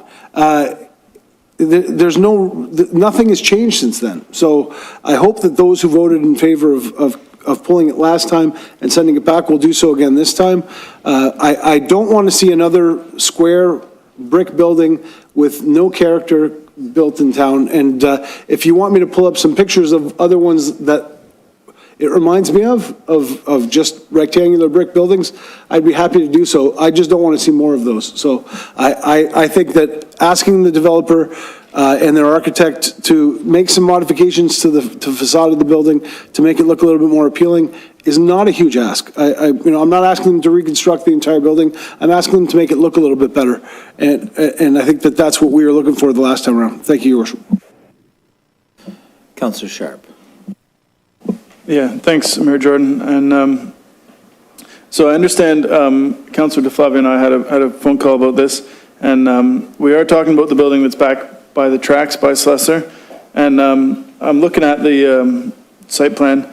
So it is broken up. It's what looks like 5 bays, right? So the first one has stone only on the first floor, and then then there's a row of balconies. Then the second one has stone on the first 3 floors and 2 floors of brick. Then the third bay, after a double balcony, has stone all the way to the 5th floor, and then it's like mirrored on the other side, 3 floors, 1 floor. So it is kind of broken up. And I also talked to our planning staff, and so it sounds like because it's proximity to the train tracks, they have to use like a stone veneer or brick for noise suppression. And I do think it's broken up from what I can see in the last report. So the west side, which you can see from Slessor, it has almost like a triangle that goes up of like stone, stone, stone finish with brick only on the upper parts. And on the east side, it's more of it's still got stone, but the 3 center bays have 3-story high stone, and then it's like 2 in 1. So it's not exactly the same on both the east and west, but it has the same effect. And there are balconies. So I presume those balconies will have indents, almost making alcoves, or an outward facing balcony, which creates some shadows and breaks it up. Then So then with regards to the rental apartments, so I'm in construction and construction estimating, and this type of building is more expensive. These type of finishes are more expensive and they're longer lasting. And so it's not uncommon for an owner, someone who rents the units, to choose a longer lasting, more resilient finish. It costs more money in the front, but it has a payback rate from not having to upkeep. And so normally when it's condo, they use the less expensive, shorter lasting materials because it eventually is assumed risk by the condo corporation. But so if this is going to be a future hypothetical divide into condos, the developer is going to considerable extent to choose a higher quality material, which is the stone and the brick. And it doesn't make complete sense to me. I mean, it's not proof, but I think it does satisfy that it breaks it up. Like I said, I can see 5 bays on this building. That's all, thanks. Walter, you had a comment? Yeah, thank you, Mr. Mayor. I don't know, we have had, following the last meeting, we have had discussions with the consultant and the applicant, and about making some changes to the southerly facade. And they indicated that they were willing to do so. We were hoping to have something ready for the meeting tonight. However, unfortunately, they were unable to have the drawings prepared in time. But again, they are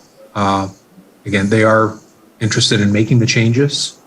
So if you trust us, we can ensure that those changes will be made. And the facade, the intent is to have the facade on the south side similar to the facade on the west side, which is where the main entrance is from the parking lot. So if you're willing to approve the motion to pass the motion to approve the application, again, they have indicated that they are willing to make the changes to the plans in accordance with Councillor DeFlavio's suggestions. Councillor Vardy. Someone's still on. It's not that I don't trust you, Walter, but I would like to see it come back to council. Because, as Councillor DeFlavio has said, once it's there, it's going to be there for the next 50 years anyway. And I don't want us to make mistakes as we're moving forward. We have an opportunity to build this community, make it a nice looking community as well as a functional community. And I think it's worth taking the extra 2 weeks to come back and show us what they've done. Thank you. Councillor DeFlavio. Yeah, thank you, Worship. So I can't show it to the screen, but I can show it to the rest of council. That's the southern elevation that I'm talking about. So I thank you to Mr. Basic through you, Your Worship. I'm happy to hear that there are changes to that elevation coming.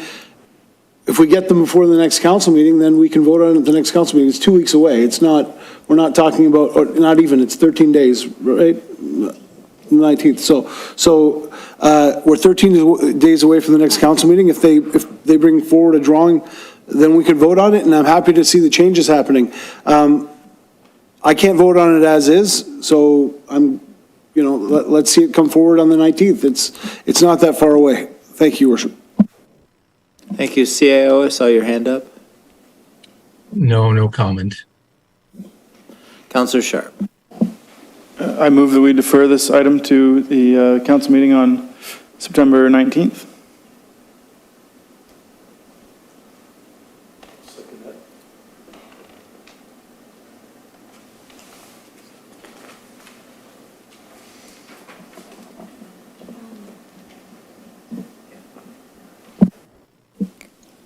Through you, Mr. Mayor, No, the approved resolution from the last committee of the whole meeting was already referred to staff for further review of the architectural design. So if this motion to approve the site plan application today gets defeated, then we would just automatically convert back to that motion. Then I would amend to just add the September 19th date to the motion. There was no date on it. We'll definitely take a note that it's to come back at the next meeting. Sure, thank you.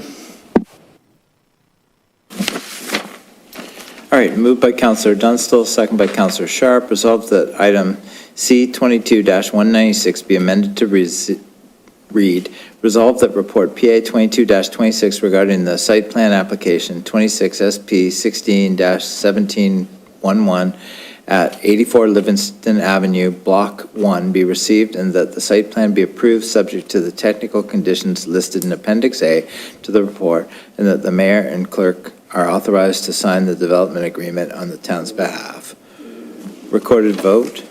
That didn't sound right to me. Clarify, Your Worship, if we're voting against this, it's going back to what was passed last time. Okay. Councillor DeFlavio? Opposed? Councillor Dunstall? Yes. Councillor Frake? Yes. No, no. Sorry, Councillor Frake, you had your mic off, if you can. No. Okay. Councillor Cadwell? Nope. Councillor Ritchie? Yes. Councillor Sharp? No. Councillor Vane? Yes. Councillor Vardy? No. Mayor Jordan? Opposed. That's defeated.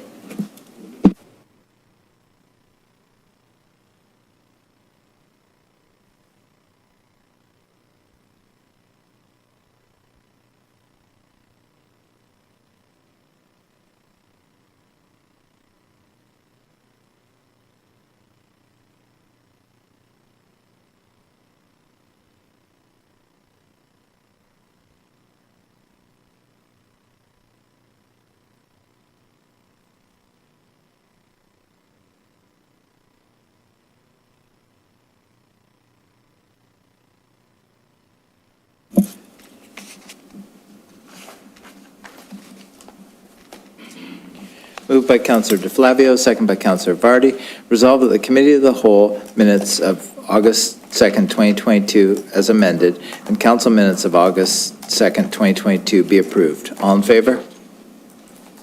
That's carried.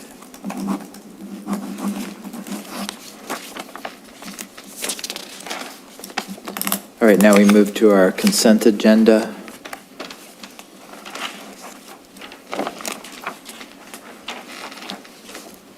Need a mover and seconder.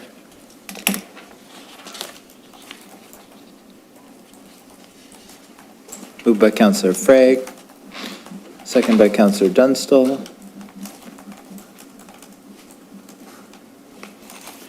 Moved by Councillor Frake, second by Councillor Dunstall. Resolved that Council hereby approves the following items and the various consent items be approved on the recommendation as contained therein. Report DRS 22-20, accessible doors for Grimsby Public Library and Art Gallery. Report PA 22-25, consent appeal report 328 Main Street West. All in favor? That's carried.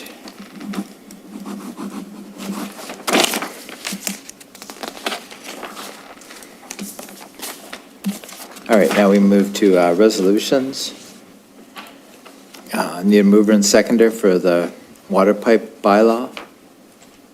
Moved by Councillor Frake, second by Councillor DeFlavio.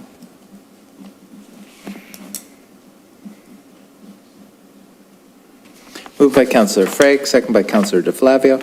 Resolved that Council of the Corporation of the Town of Grimsby consents to the passage of the water pipe bylaw of the Regional Municipality of Niagara, being a bylaw to regulate water pipe smoking in the region. All in favor? That's carried.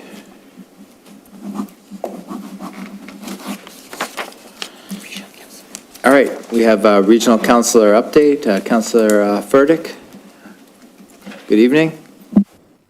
Good evening, Mayor, and thank you very much for the opportunity to briefly tell you a few things that are happening at the region. Coming to a close because we're now in our final subcommittee meetings. I just wanted to say that the official plan has been completed, of course, and it's gone to the province for approval. You sort of took a little bit of my just in what I was going to say in reference to the summer games.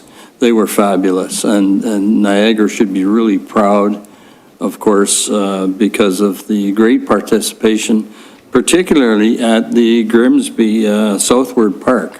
Staff did an excellent job in bringing that park up to 100%. They did a great job, and they have to be commended for that. And certainly the ladies' ball and the men's ball, it was great entertainment, and I'm not sure, I won't say who won and who didn't win because I might follow that up, but it was very well done, Mayor, and staff should be commended for that. There is going to be some major road repairs, of course, next year. We're just going through the budgets and finalizing them for 2023. The most important thing, of course, on my slate right now is the Niagara Region Transit, because we're under a great amount of pressure in order to try and get as much as this done by January 23, which is only like 3 or 4 months away. So the Niagara Region Transit has a new general manager. Her name is Carla Stout, and she is, or she was from the Niagara Falls Transit. Very, very, very well. Has a lot of experience in the background, and she gave us a presentation today, and it was quite excellent. So we will be under that Niagara Region Transit is the on-demand. There is going to be some things that as we get into committees that there may be some changes there. One of the issues that's come up in reference to payment was some sort of, they're asking for debit cards, and I guess they're looking at the program to see if debit cards can be accepted as payment. So that may be coming down the tube. One of the biggest projects that we have going right now is the Niagara Region, the wastewater treatment plant in Niagara Falls. It's the biggest contract that's going to be given out. It's $500 million, and it could be more than that, but right now it's estimated at $500 million. So the South is really expanding. So I just want to take the opportunity to wish everybody well in the election period, and hope to see you, all of you that put your names in, that you're coming back. So good luck, and we'll see you out on the campaign trail. Thank you, Mayor, and thank you, Council. Thank you, Regional Councillor. Just one more thing that you reminded me of. Just want to shout out to the grounds crew. We had almost no rain in August, and the grounds crew up at Southward kept those fields in perfect condition. So I just want to shout out to them before we go to bylaws. So we need a mover and seconder for bylaws. Moved by Councillor Frake, second by Councillor Vardy.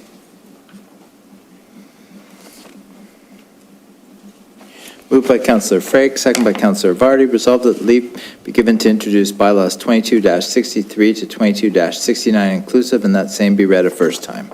All in favor? That's carried.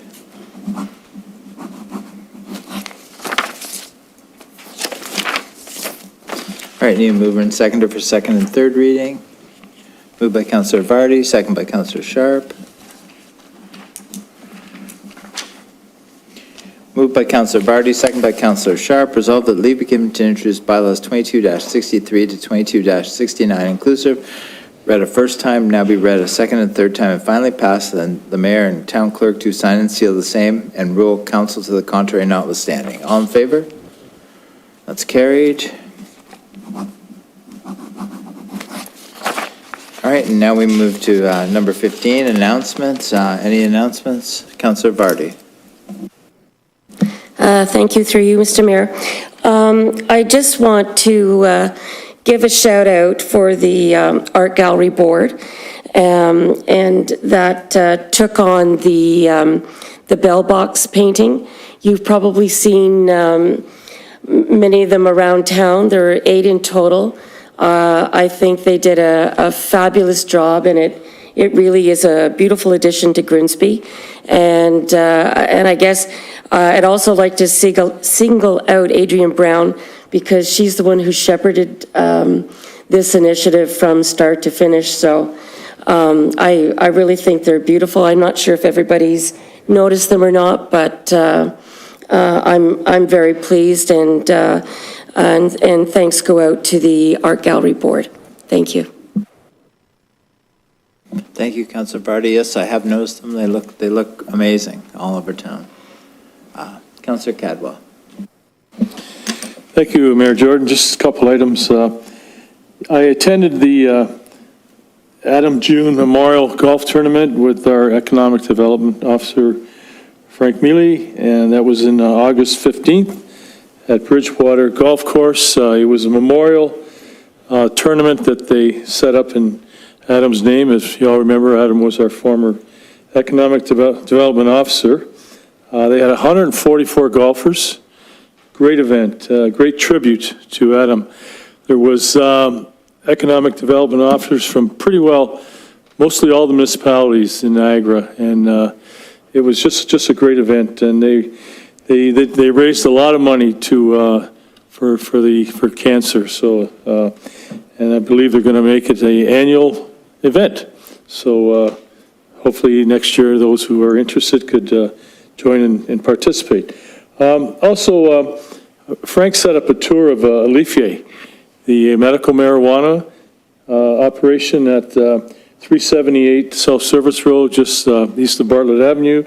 It was attended by myself, Mayor Jordan, Councillor Ritchie, and our Economic Development Officer, Frank.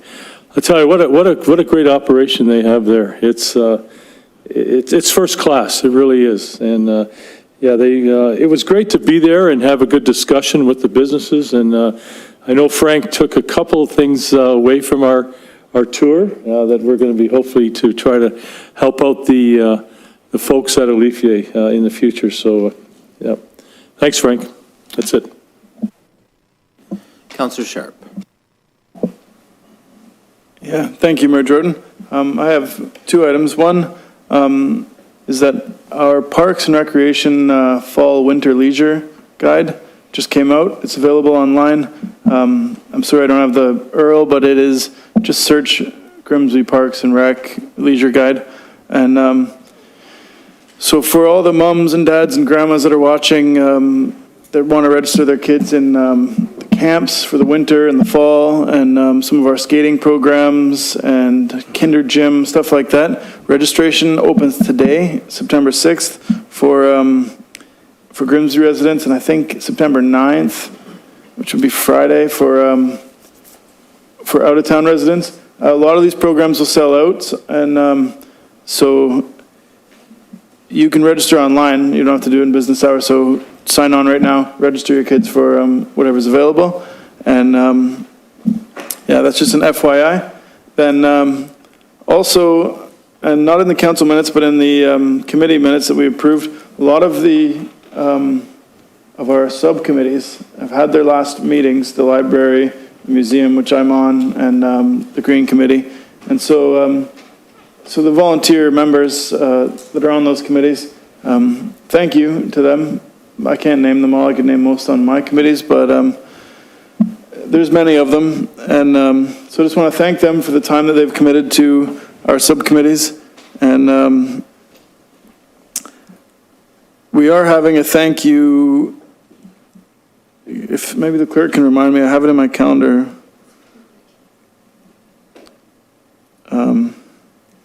On the 13th of September, that's a Tuesday, from 5 to 6, I think it's here at Town Hall. We have I presume it's wine and cheese and pop. I don't know exactly, but it's a thank you thing. So all our subcommittee members, come on down and I'll be here and we'll be here to say thank you. Thank you, Councillor Sharp. Councillor Ritchie.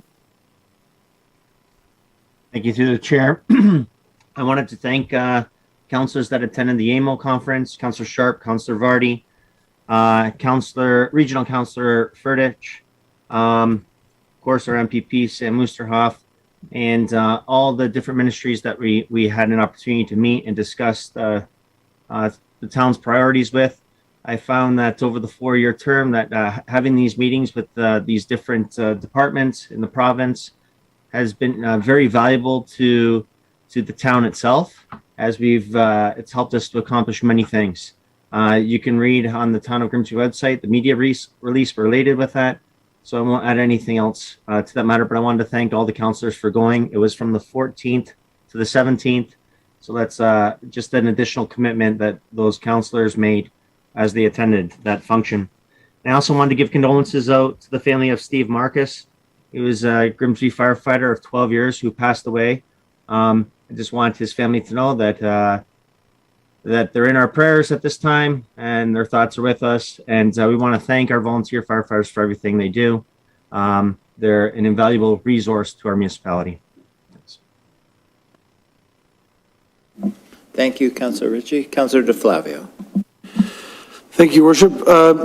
So just last week, our camps and pool ran their last camps. And speaking as somebody who started off working at camp as a kid and has spent a lifetime working with kids, I want to thank the staff, the camp staff, the pool staff, and the staff like Sarah and the rest, and Trevor and the rest of the staff that provide these amazing opportunities for kids, that come up with creative different camps to run every year, that offer training opportunities for kids who want to become lifeguards. All of these things that we offer within the town of Grimsby make the citizens better, make the kids better citizens. The young people that get to work at camp, I could tell you firsthand that it is one of the greatest. It's not the most economic. You don't get paid a lot, but it's one of the most valuable experiences I've ever had. Every chance I've had to go back and work at camp as an adult, I've done it, because there is something about it that just brings joy. And so thanks to our camp staff that brings joy to kids. Walking down the street, I can't tell you how many, it's random people tell me how much fun their kids had at camp this summer, and that's just incredible to hear. I just love hearing it. I love that we're able to do that. This year we ran a basketball camp. There was all kinds of cool stuff that the town has done. So thank you to our staff for continuing to come up with creative ways to keep the kids of Grimsby active. The other thing I wanted to mention was, you already mentioned the 100th anniversary on September 24th. That same weekend is the Whiskey Weekend at 40 Creek. I know it's a private organization, but it's a great way for staff to pull some of those people that are coming. I've been to that Whiskey Weekend before, and there are people that have come from Europe, people that come from Texas. I've met people from all over North America at those events in the afternoon, because it's the Master Blender is there and does a big talk and has a kind of a cult following all over North America. So it'd be great to pull some of those people into the downtown on that weekend. We've done it before with Doors Open, because it's coincided with Doors Open in the past. It hasn't happened for 3 years. It'd be great to pull those people off of the service road and into the downtown that weekend to learn about the 100th anniversary of Grimsby. So I just wanted to pass that on to staff. Maybe there's something we could do in conjunction with 40 Creek to make that happen. But it's a great time if you go there. It's one of the few times a year you can tour the facility to see. I've got a great, I'm an ambassador for the brand. Everywhere I go, I pull the stuff to the front because I know people that work there. I take great pride in it being made in Grimsby, and I think all of us should. It's a great industry right here within our town, and so that is happening that weekend. But also, I'd love to see it partner up with the town to make people go to the downtown on that day. Thanks, Your Worship. Thank you, Councillor DeFlavio. I think there's plenty of time to do both, so we look forward to both of them. Seeing no further announcements, our next meeting of council will be held September 19th, 2022 at 6:30 p.m. And now we need a mover and seconder for the confirming bylaw. Moved by Councillor DeFlavio, second by Councillor Sharp.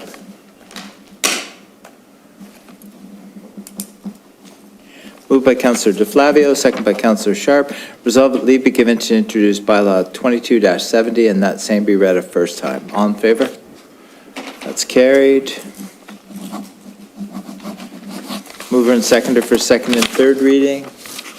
Councillor DeFlavio, Councillor Cadwell. Moved by Councillor DeFlavio, second by Councillor Cadwell.